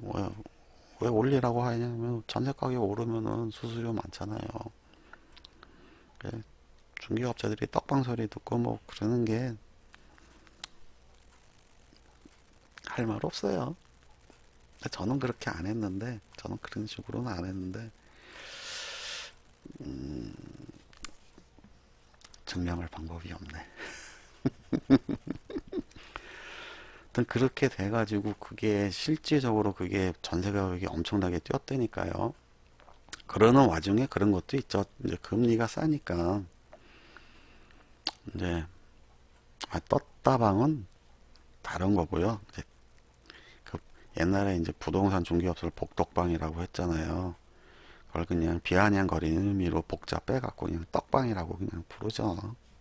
떴다방은 이제 떴다방도 원래는 불법이에요. 못하게 돼 있어요. 그거 하면은 그 허가 취소당하는데, 떴다방은 무슨 뭐 저 모델하우스나 이런 데서 이제 뭐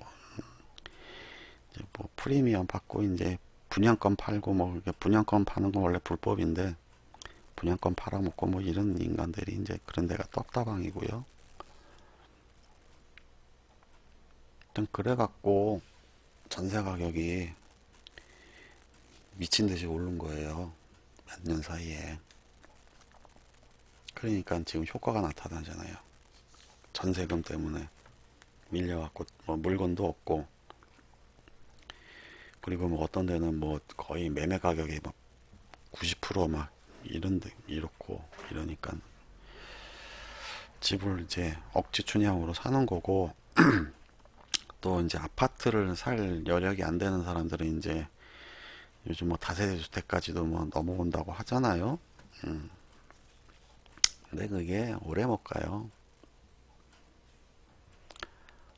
분당이요. 분당은 원래 비싸죠.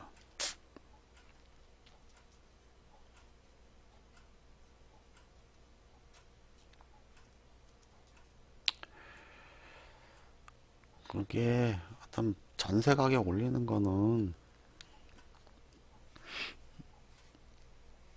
그 언론의 힘이 커요. 제가 보기엔 그래요. 언론에서 올린 거예요. 언론에서. 그러니까 집 가진 사람들은 다 올리고 싶거든요. 그러면 어 전세 가격이 올랐어? 그러고 나가셨네.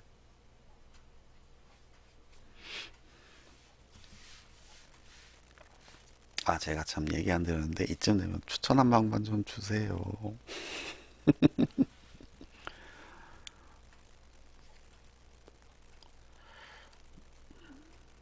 그러셨구나.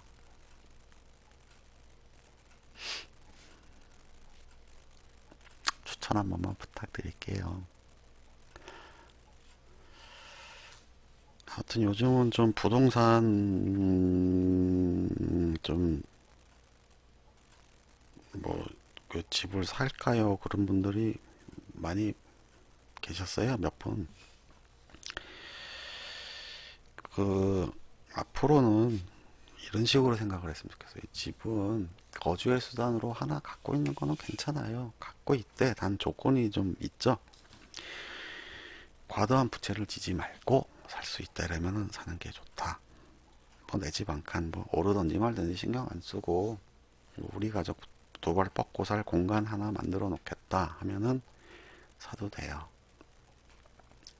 근데 이게 무슨 오를 거고 어쩔 거고 뭐 이런 생각으로 할 거면 하지 마는 게 나아요. 그렇게 해갖고 뭐 내 돈 갖고 사는 건 상관없는데 전세 끼고 대출 받고 해갖고 사가지고 하는 거는 반대예요. 그런 식으로는 하지 마세요. 그건 투자도 아니에요. 그건 투자 목적도 아니고 그런 사람 식으로 사는 사람은 그게 바로 투기예요. 근데 지금 시기에 투기하는 거는 제정신이 아닌 거라고 저는 생각이 들고요. 내 집 한 칸을 뭐 갖고 싶다 그런 사람들은 사도 돼요. 부채도 뭐 집값이 막 예를 들어 옛날부터 이런 얘기가 있어요. 부채는 집값의 30% 이상 치지 않는 게 좋다. 뭐 1억짜리 집을 산다고 쳤을 때 3천만 원 정도 빚지고 사는 건 괜찮은데 통상적으로 그래야지 나중에 원금은 갚아야 될 거 아니에요.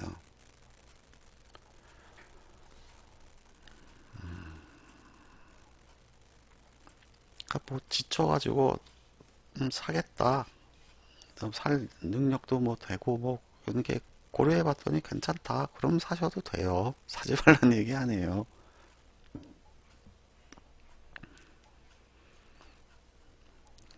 근데 분당의 아파트는 저는 안 살 것 같아. 아파트가 낡았기 때문에요. 분당의 아파트는 안 살 것 같아요.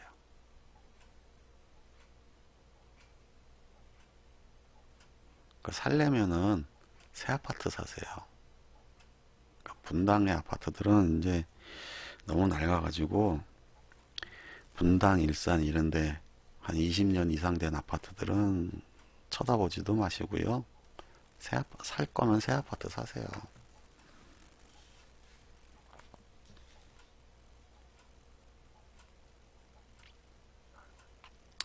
그렇죠? 미친 짓이죠. 그 분당 아파트가요, 주공 아파트들이 그 옛날에 신도시 개발하면서 뭐 들으셨을 거예요. 바닷모래 써가지고 염분 남아있는 모래로 지었다는 거. 그래서 내구 연한이 안 좋을 거예요. 그래서 거기 증축 못 하잖아요. 리모델링 못 하잖아요. 수직 증축 못 하잖아요. 그게 그래서 그런 거예요. 그럼 더 낡으면 어떡해? 더 낡으면 음마 아파트 꼴 나는 거고요. 그런 거예요. 거기 재개발 못 해요. 절대로. 제가 장담하는데 분당이나 일산은 이미 노후화됐죠. 노후화되는 단계가 아니고, 그러니까 거기는 재개발을 못 해요.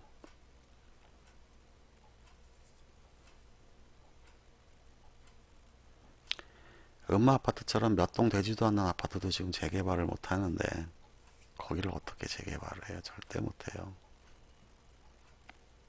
그래서 새 아파트 사시라는 거예요. 살 거면은. 개포동 주공도 뭐 그렇죠. 뭐 개포동 주공도 마찬가지고요. 가락동인가 거기는 어떻게 용케했지. 그리고 저 뭐 몇몇 이제 서초구에 있는 몇몇 아파트 뭐 옛날 개나리 아파트 그런 거는 어떻게 용케했지만은 지금은 재개발을 할 수가 없습니다. 하고 싶어도 그 가격에는 수요가 없어요. 앞으로는 수요가 점점 더 없을 텐데.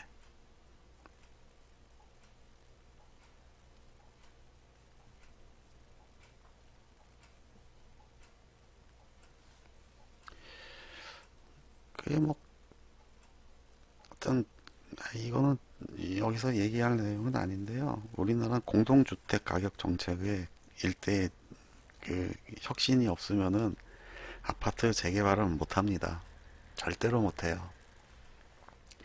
그게 계속 수요가 뒷받침이 되고 사람들 소득 수준이 올라가고 그렇게 해서 그 오른 아파트 가격을 다음 세대한테도 이게 뭐그 수요를 감당할 만큼 뭐 그렇게 수요층이 계속 생기면은 모르는데 그렇지가 않은데 어떻게 그걸 해요?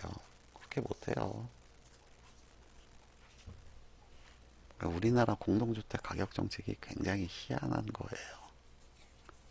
이게 집을 거주의 목적으로 아니고 재산으로 봤기 때문에 그래서 그런 건데 그거 바뀌기 전에는 재개발은 못 합니다. 아파트 단지들은. 뭐 지금 있는 아파트도 마찬가지고 지금 짓고 있는 아파트들도 나중에 뭐 어차피 다 노후가 될 텐데 그런 것도 마찬가지고 어떤 그래서 부동산은 어려운 거예요. 그래서 이런 거 저런 거 생각하면은 안 되고 그냥 그래서 내 집 한 칸 그냥 갖고서 편하게 살겠다 그러면은 사도 돼요. 과도한 빚질 정도는 아니고 뭐 갚을 능력도 있고 그 정도 빚은 뭐 갚을 능력 되고 뭐 그런다 그러면 사셔도 돼요. 그러니까 저는 살 집에 강조를 하는 거예요. 돈 될 집은 절대 강요 안 해요. 돈 될 집은 앞으로 없어요. 없다라고 보는 쪽이고요. 그래서 계속 진도 나갈게요. 자, 제가 어디까지 했냐면은 6번 할 차례죠. 자, 이게 도배 및 장판을 새로 시공하여 주기로 했을 때, 이건 되게 이제 월세일 때는 이제 도배 장판 뭐 낡았으면 해달라고 하면 해주죠, 보통. 근데 이제 되게 기본적인 거 이제 그 도배집 갖고 이제 가장 기본적인 거 이제 발라주고 깔아주죠. 근데 이제 임차인이 이제 나는 좀 더 좋은 걸로 하고 싶을 때는 이제 추가금은 임차인이 부담한다. 보통 이렇게들 많이 하죠. 뭐 도배 장판 까는데 한 50만 원 드는데 내가 마음에 드는 거 했더니 한 뭐 8, 90만 원 든다. 그럼 50만 원에서 넘는 돈은 이제 임차인이 부담하고 뭐 이런 거는 이렇게 많이 해요. 그리고 7번은 이제 이거는 대리인이 와서 계약서를 썼을 때 이것도 이제 지난 시간에 설명을 드렸는데 만약에 이제 남편 명의의 집인데 부인이 와서 계약서를 썼다. 그래도 남편의 위임장과 인감증명서는 필요하다고 말씀드렸어요.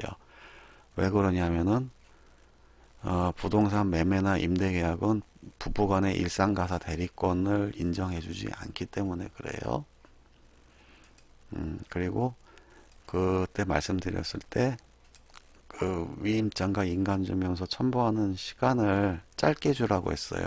뭐 잔금일까지 넉넉하게 주면은 안 된다라고 했어요. 그래서 보통 이제 5일 이내, 뭐 일주일 이내 첨부하도록 그렇게 하는 게 좋다고 말씀드렸어요. 7번은 그 내용이고요.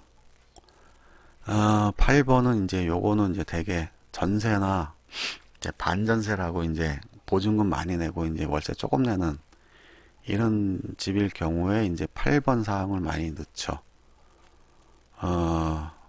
이제 들어가려고 하는 집에 이제 대출이 있는 경우에요. 대출이 있는데 대출이 있는 금액이 내 전세 보증금하고 합쳤을 때 좀 위험할 것 같아요. 그래서 집주인한테 얘기를 할 때 계약 당시에 내가 잔금을 내면 그 돈으로 대출을 상환할 수 있겠습니까? 물어봤는데 대출 상환해 준대. 그걸로 그럽시다. 뭐 그랬어요. 그럼 그 내용을 적는 거예요. 뭐 예를 들어서 6천만 원, 1억 원이 있는데 6천만 원을 갚고 4천만 원만 남겨놓고 4천만 원만 남겨놨다는 감액 등기를 한다. 또는 뭐 잔금이 1억이면은 1억 다 갚고 전액 산화하고 건저당을 말소한다. 이 말소하거나 감액 등기를 하는 게 중요한 거예요. 왜냐하면 은행에서는 근저당이란 걸 하거든요.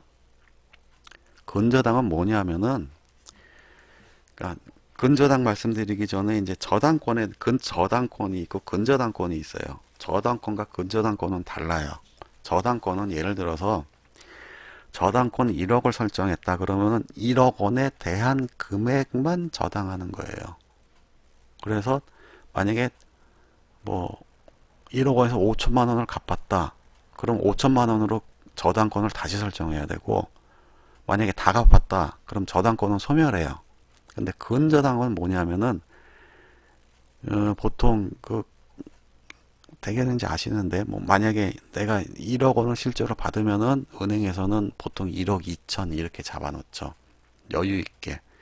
그게 이제 이자 비용 및 무슨 뭐 문제 생겼을 때 이제 뭐 소송 비용 및 경매 비용 뭐 이런 거 다 포함해서 하는데 왜 근자가 붙냐면은 장래에 증감될 금액에 대해서 폭넓게 저당권을 설정해 두는 거예요. 근저당권은. 그러니까 예를 들어서 1억 원이 채권 최고액이 1억 원이 설정이 되어 있는데 6천만 원을 갚아놨으면은 실제로 대출 이제 남은 건 4천만 원이잖아요. 근데 근저당권 그냥 1억 원으로 남아 있어요. 그러면은 나중에 몰래 집주인이 더 받을 수가 있어요. 6천만 원을 더 받을 수가 있다고. 그래서 감액 등기를 해놓는 거예요. 감액 등기를 하면 채권 최고액이 줄어드니까 그만큼. 그리고 만약에 다 갚았다. 다 갚았는데도 채권 최고액 그대로 남아있는 경우 있어요. 이게 말소해달라고 안 하면 그대로 남아있어요. 왜냐하면은 또 받을 수가 있거든. 재설정 안 하고 이미 설정이 돼 있기 때문에 이게 뭐 대출금을 다 갚았더라도 집주인이 또 받고 싶으면은 은행 가서 그냥 바로 또 받을 수가 있거든요. 그러면은 설정일 기준으로 하기 때문에 이게 근저당권 설정일 이후에 내가 세를 들어갔을 경우에 계속 내 채권 순위는 뒤로 밀려 있는 거 결과가 돼요. 그래서 일부를 갚았을 때는 감액 등기를 꼭 하는 게 좋고 전액을 갚았을 때는 아예 근저당을 말소해 버리는 걸로 버리는 걸로 하는 게 좋아요. 근데 집주인이 이행 안 할 수도 있죠. 이거를 잔금 때 직접 은행 같이 가가지고 그냥 확 해버리는 게 좋아요. 그래서 근데 일단 그래서 요거는 좀 중요한 거니까 요거는 이제 뭐 대출이 있는 집에 들어갈 경우에 이제 잘 머리를 생각을 하셔가지고 집주인을 잘 구슬러 가지고 되도록이면 대출 금액을 적게 하게 만들어 놓는 게 세입자로서는 유리하죠. 자, 그리고 요즘 이제 주차장 문제가 많으니까 이렇게 승용차를 한 대를 주차할 수 있다. 이렇게 특이하게 아예 못 박아 버리면은 이제 세입자 입장에선 좋죠. 그러니까 주차난이 심각하고 만약에 그 내가 들어가는 집에 뭐 주차장이 따로 이렇게 있는 집일 경우에는 나한테 주차 한 대는 배정해 주세요 하고 아예 이렇게 특약을 달아버리는 게 좋아요. 이걸 뭐 이제 상가 같은 데 들어갈 때도 마찬가지고. 그리고 10번은 요거는 이제 아파트일 경우에 이제 이렇게 많이 해놓는데요. 저 같은 경우는 이런 식으로 했어요. 다. 그러니까 임차인은 임차 아파트의 기본 시설을 숙지하여 계약 종료일까지 열쇠, 리모컨, 사용 설명서들을 잘 보존하고 반납하여야 한다. 이거 다 관리사무실에서 이사하면 다 확인하잖아요. 이거 뭐 사용 설명서 같은 거 막 또 함부로 또 뭐 그냥 버리는 사람이 있고 막 그렇거든요. 그러면은 또 복사해서 갖다 놓고 뭐 관리사무실에서 뭐 그래야 되니까 아예 이 리스트를 쫙 작성을 해가지고 주는 게 좋습니다. 이게 아예 이건 중개사무소일 때 얘기구나. 그래서 이런 거는 관리사무소에 가면은 종류가 뭐뭐가 있는지 다 확인시켜 줘요. 그러니까 이게 이제 예를 든 거죠. 이거 이제 제가 있던 동네 아파트에. 그러니까 이런 것들을 다 확인을 하고 이제 하는 게 이제 임대인으로선 편하고 임차인도 좀 깨끗하게 사용하고 확실하게 반납을 하고 가는 게 나중에 이사할 때 이제 편하죠. 서로가. 그리고 이제 심댕이님은 이제 임차인 입장이니까 아파트 그 저거 얘기를 드릴게요. 그 뭔지 또 갑자기 또 이렇게 갑자기 생각하려면 생각이 안 나나. 음, 2회 때 제가 뭘 얘기를 드렸냐면은요. 음,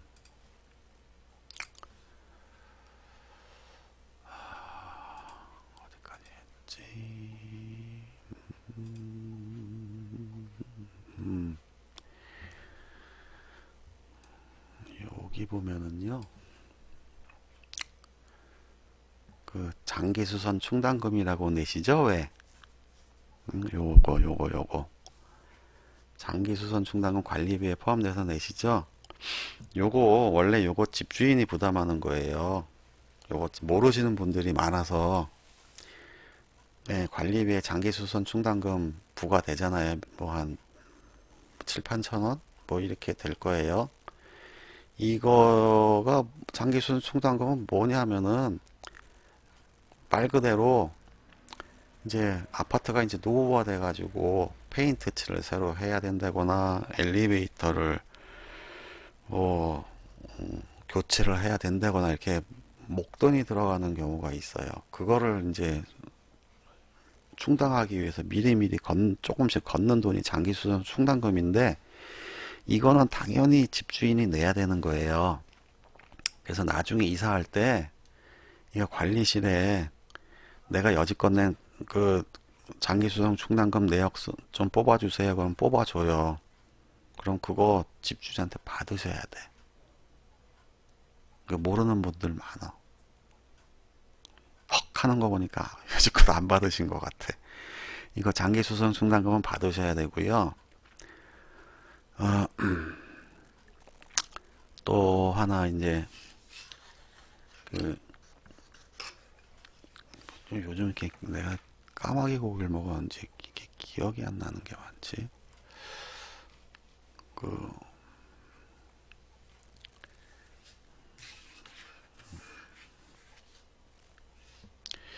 이것도 제가 먼저 시간에 얘기 드렸는데,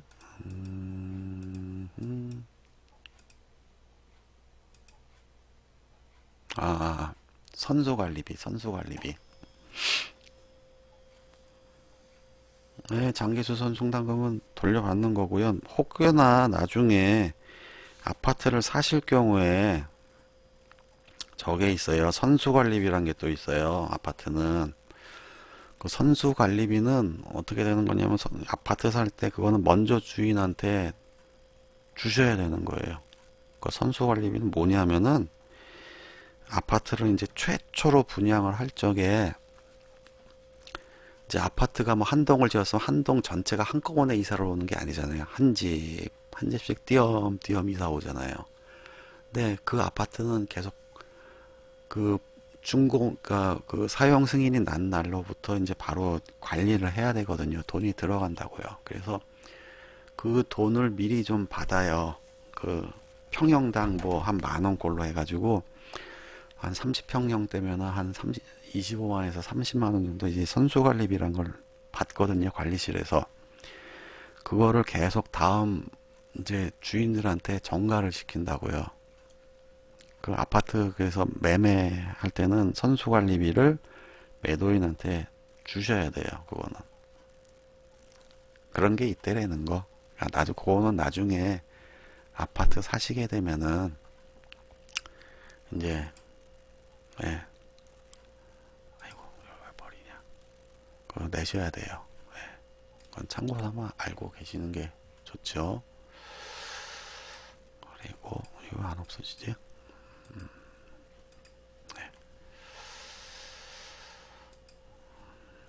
네, 그 선수관리비는 평당 한 10,000원꼴로 보통 부과를 해요. 네, 그러니까 뭐 한 20만 원에서 뭐 한 35만 원, 뭐 되게 그 정도라고 보시면 돼요. 하여튼 장기수송 충당금은 그 세입자가 내야 할 돈이 아니라는 거 그거 잊지 마세요. 그 부동산에서 다 알려주는데 안 알려줘요? 나쁜 부동산이네 이거. 자, 그리고 마지막으로 특이하게 마지막 뭐 그 이도저도 정하지 않은 건 이제 기타 재반 사항은 주택임대차 보호법과 민법에서 정하지 않는 건 관례에 따른다. 이 관례에 따른 것 중에 무서운 게 하나 있어요. 예, 나중에 이건 대개 다 그 부동산이랑 하는 경우가 이제 대부분이니까 그 부동산에서 다 알아서 챙겨줘요. 그런 거 못 챙겨주는 데는 그 부동산도 아니고요. 근데 이제 그 제가 방송을 하는 건 이제 직거래를 할 경우에 이제 뭐 부동산 구매도 이제 직거래를 해보려고 하는 분들이 있더라고요. 아예 등기까지 자기가 내보겠다. 그럼 이제 중개 수수료도 안 들고 등기도 본인이 직접 하면 등기 비용도 안 들고 법무사 비용도 안 들고 하니까 아주 돈을 최대한 안 들이고 뭐 부동산을 사겠다 하는 분들도 있거든요. 요즘은 그런 분들이 이제 모르고 지나치는다고 봐야죠, 이런 것들은. 그래서 부동산 중개사무소가 뭐 인터넷 보면은 뭐 종이 쪼가리 한두 장 써주고서 수수료 많이 받아 처먹는다 뭐 그런 얘기들도 많이 하는데 그렇지는 않아요. 이 챙겨서 미리 해야 될 게 굉장히 많아요. 그러니까 그 어려운 자격시험 봐서 하는 거고요. 그 첫 시간에 부동산 중개사무소 찾는 법 뭐 이런 거 한 거는 그렇지 않은 중개사무소도 많거든요. 뭐 자격증 대여업소나 기획부동산이나 어떤 뭐 무허가업소나 이런 데도 있으니까요. 이제 지방 같은 데는 특히 무허가업소 되게 많거든요. 그런 거 주의하라는 방송도 한번 했고요. 그 방송국, 제 방송국에는 삭제가 됐을 거고요. 혹시나 보고 싶으시면은 제 방송국 상단에 보면 유튜브 링크 버튼이 있거든요. 거기서 보셔도 돼요. 자, 그 다음에 이제 임대인, 임차인 난에 제가 그 설명드렸는데요. 현행은 그 도로명 주소로 쓰게 돼 있는데 여기 소재지는 아직도 그 옛날 지번 주소를 쓰라고 했어요. 이게 그 행안부 지침에 이렇게 돼 있어요. 우리나라 행정안전부 그 주소 사용 지침에 이렇게 돼 있기 때문에 이렇게 돼 있는 거예요. 소재지는 옛날 주소를 쓰되 다른 주소는 다 도로명 주소로 써야 돼요. 반드시 이거는 도로명 주소로 써야 돼요. 다. 이거까지 지번 주소로 써갖고 확정일자 받으러 가면은 동사무소에서 빠꾸 시켜요. 도로명 주소로 다시 써갖고 오라고. 그래서 도로명 주소가 헷갈리죠. 그래서 예를 들어서 이제 제가 아까 여기 주소를 성북구 장이동 68에 874로 했죠. 이거를 바로 도로명 주소로 확인을 할 수가 있어요. 어떻게 확인하냐? 자, 인터넷 창을 띄우시고 인터넷 창을 하나 띄웠어요. 자, 보면은 도로명 주소 안내 시스템이라고 있어요. 여기 그 홈페이지가 있거든요. 자동으로 변환해주는 그 제 방송국에 보면은 다 그 안내가 돼 있어요. 여기 도로명 주소 안내 시스템으로 가시면은 바로 이렇게 뜨거든요. 여기에다가 넣으면 돼요.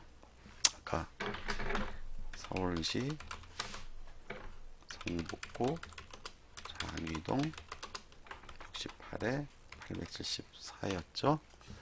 바로 검색하면은 이렇게 도로명 주소로 바로 바뀌어갖고 떠요.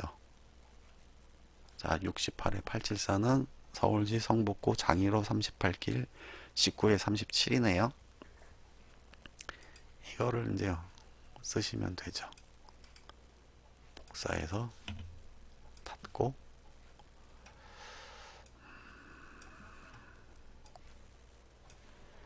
자, 이건 만약에 임대인이 같이 이 집에 그냥 살았을 경우에 임대인 주소를 68에 874로 적으면 안 되고 도로명 주소로 써야 되는 거예요. 그래서 아까 붙이기 하면은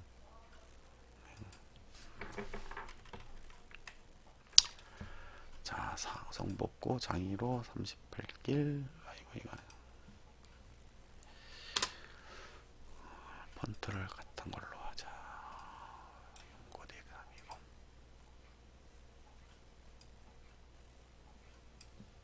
그냥 놔두죠 뭐. 그 주민등록번호 뭐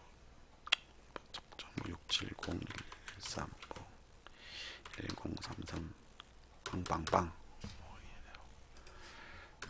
전화번호도 확실한 거 넣으시고 뭐 임의대로 넣은 거예요. 뭐 집전화도 있으면은 02 94 하나에 1234 이렇게 넣고 집주인 이름은 이거 반드시 자필 서명하라고 했어요. 자필로 서명 이름 이름을 서명을 하고 있어요. 이 자필로 이름.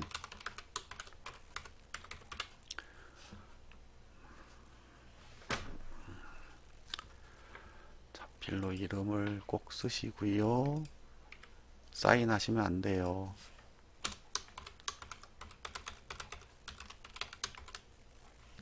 사인하시면 안 되고요.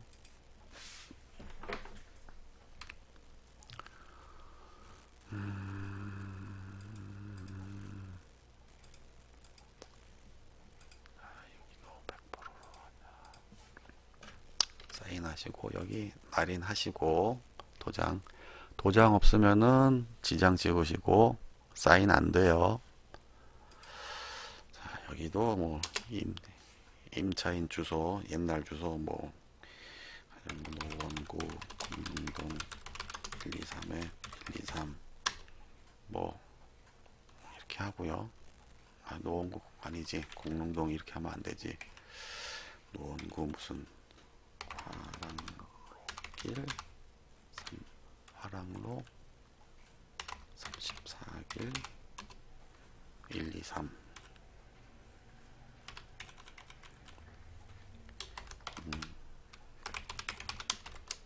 이렇게 하셔야 되죠. 그리고 뭐 주민번호 뭐 78 1203 2042 111 뭐 이렇게 그냥 넣고 전화번호 이렇게 넣으시고 이것도 마찬가지로 자필로 꼭 하세요. 자필로 사인 안 되고요. 그리고 도장 찍으시고 도장 안 되면은 지장 찍으시고 이렇게 계약서를 두 부를 작성을 해야 되죠. 두 부를 작성을 하고 끝이냐? 아니죠. 한 가지 더 남았죠. 그 계약서를 서로 간인을 해야 돼요. 간인이란 게 뭐냐면은 자, 계약서를 도장을 하나 갖고 올게요. 제가 아니다. 도장을 하나 갖고 오자.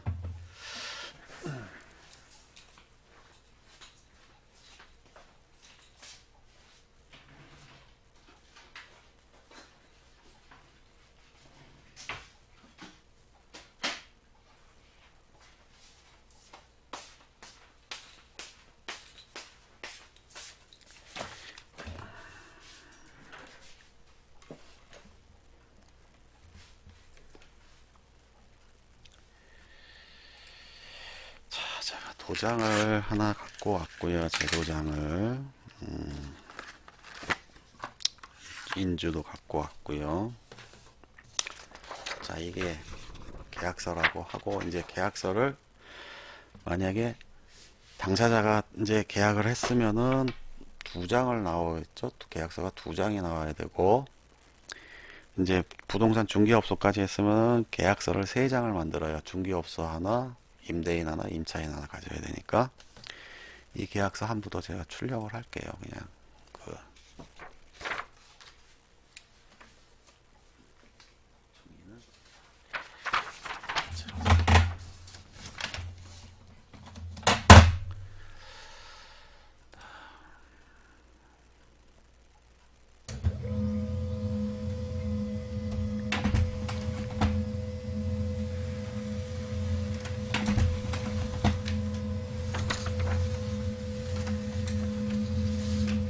자, 이렇게 두 명이 했을 경우에는 이렇게 계약서가 두 장이 나오잖아요. 그러면은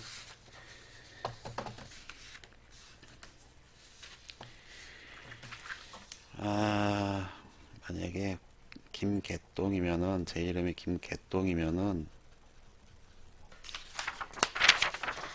여기에다 이렇게 자필로 꼭 써야 돼요. 사인하면 안 되고 김개똥 하고 그리고 도장을 이렇게 찍죠. 이렇게 찍고 임차인도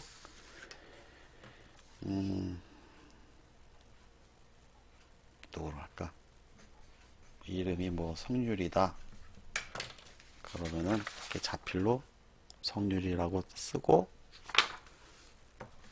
또 도장을 찍어요. 이렇게. 그 다음에 이제 간인이란 거는 뭐냐면은 이 두 개의 계약서가 서로 같은 계약서임을 증명하는 날인이 간인이거든요. 이거 어떻게 하냐면은 되게 이렇게 살짝 겹치게 해가지고 반씩 도장이 걸치게끔 찍는 게 간인이에요. 그러니까 임대인, 임차인이 각각 이렇게 이 정도로 이렇게 계약서를 겹쳐가지고 이 중간을 찍는 게 간인이에요. 이렇게 찍는 거죠. 이렇게 찍어서 이렇게 반반씩 찍혀 있죠. 두 장에. 그러면 이게 뭐 이게 원본과 부본이 다르지 않은 같이 만들어진 같은 본임을 증명을 하는 게 간인이거든요. 그러니까 이게 만약에 임대인이면은 임차인도 같이 찍는 거예요. 그 밑에 이렇게 중개업자까지 있으면 중개업자 도장도 여기다 찍어요. 이렇게 찍는 경우 있고, 만약에 계약서가 두 장으로 되어 있는 경우가 있어요. 두 장으로 되어 있는 경우에는 이런 식으로도 간인을 하죠. 뭐 만약에 내용이 계약서가 임의로 뭐 계약서가 두 장으로 되어 있는 경우도 있거든요. 뭐 내용이 많아갖고 건물 같은 경우에는 그럴 때는 이렇게 간인을 또 찍고, 그러니까 각 장마다 이렇게 다른 장에 이렇게 접어가지고 이 장과 이 장이 또 같은 내용의 계약서라는 거를 해서 접어서 이렇게 찍는 경우 있어요. 이것도 간인이에요. 이거는 이제 한 장 이상의 계약서일 경우에는 이렇게도 찍고, 어디 갔어? 이렇게도 찍는 거죠. 그래야지 나중에 계약서를 위조를 하는 경우가 있거든요. 자기 마음대로 변경하는 경우도 있고, 그런 거 방지하게 하기 위해서 이렇게 간인을 찍는 거예요. 간인은 꼭 찍으셔야 돼요. 안 그러면 만약에 뭐 전세금을 1억으로 했는데 1억 5천은 1억 5천으로 올려버리고 너 응? 아니면 뭐 5천으로 줄여버리고 또 원래 5천에 들어왔잖아, 5천만 받고 나가, 이럴 수도 있거든요. 반대로 임차인은 나 1억 5천에 들어왔는데요, 이럴 수도 있잖아요. 1억에 들어와 놓고. 그래서 간인이라는 걸 그래서 하는 거예요. 그래서 지금이라도 만약에 지금 살고 계신 집 계약을 부동산에서 했으면은 이런 식으로 했나 한번 확인해 보세요. 다 이런 식으로 했을 거예요. 그러니까 이런 것들을 안 해본 분들은 전혀 이런 거 생각지도 못 하거든요. 그래서 이제 잊지 말고 잘 챙겨서 하시라고 그렇게 설명을 드리는 겁니다. 나도 뭘 얘기하려고 했지? 혹시 뭐 제 방송에 관심이 있으시면은 방송국에 가면은 커리큘럼이 있어요. 방송 순서를 어떤 식으로 하겠다라고 하는 내용에 대한 대략적인 게 있거든요.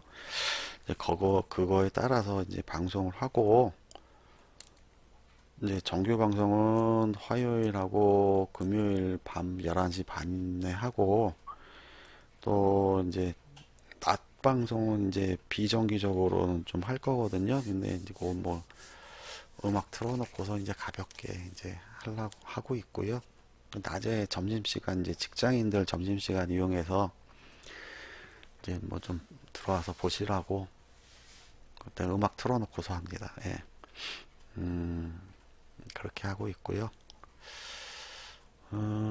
이제 오늘은 설명드릴 거 다 드렸어요. 오래 했네. 아이고, 2시간 넘게 했네. 이거 하나, 계약서 하나 갖고 2시간 했네요. 다음번 시간에는 아마 지금 중개대상물 확인 설명서 이제 부동산에서 써주는 거에 대해서 하던가 아니면은 아무래도 이제 매매보다는 이제 전월세 사는 분들 위주로 이제 방송을 계획하고 있어서요.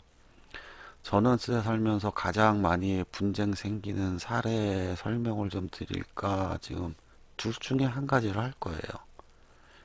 화요일 날. 이제 실제로 뭐, 그러니까 살면서 이제 가장 많이 생기는 이제 분쟁이나 이제 문제 몇 가지 하고요. 소송 걸렸던 이제 판례, 뭐, 한두 개 정도? 그냥 한꺼번에 너무 많은 걸 드리면은 좀, 그러니까 이제 좀, 그런 내용에 대해서 할까 지금 생각이고요. 오늘 1시 반이네? 진짜 2시간을 했구나. 밤도 늦었으니까요. 오늘 방송은 여기까지 하겠습니다. 그리고 뭐 기타 궁금하신 거 만약에 있으시면은 게시판에 글 남겨주시 질문 남겨주고 그러시면은 제가 답변을 드리거나 아니면 다음 방송 때 소개를 하거나 답변을 드리거나 그렇게 하도록 하겠습니다. 아무래도 이제 부동산 문제도 보면은 이게 법률적인 문제가 많아서요. 이 사실관계가 이제 정확하게 되는 경우가 많아서 채팅창에 이제 글 써가지고는 그게 좀 정확하게 알기는 어려워요. 그래서 질문을 올려주시는 게 더 나을 겁니다. 예. 자, 감사하고요. 예, 오늘은 방송을 여기서 이제 마치도록 하겠습니다. 네, 감사합니다.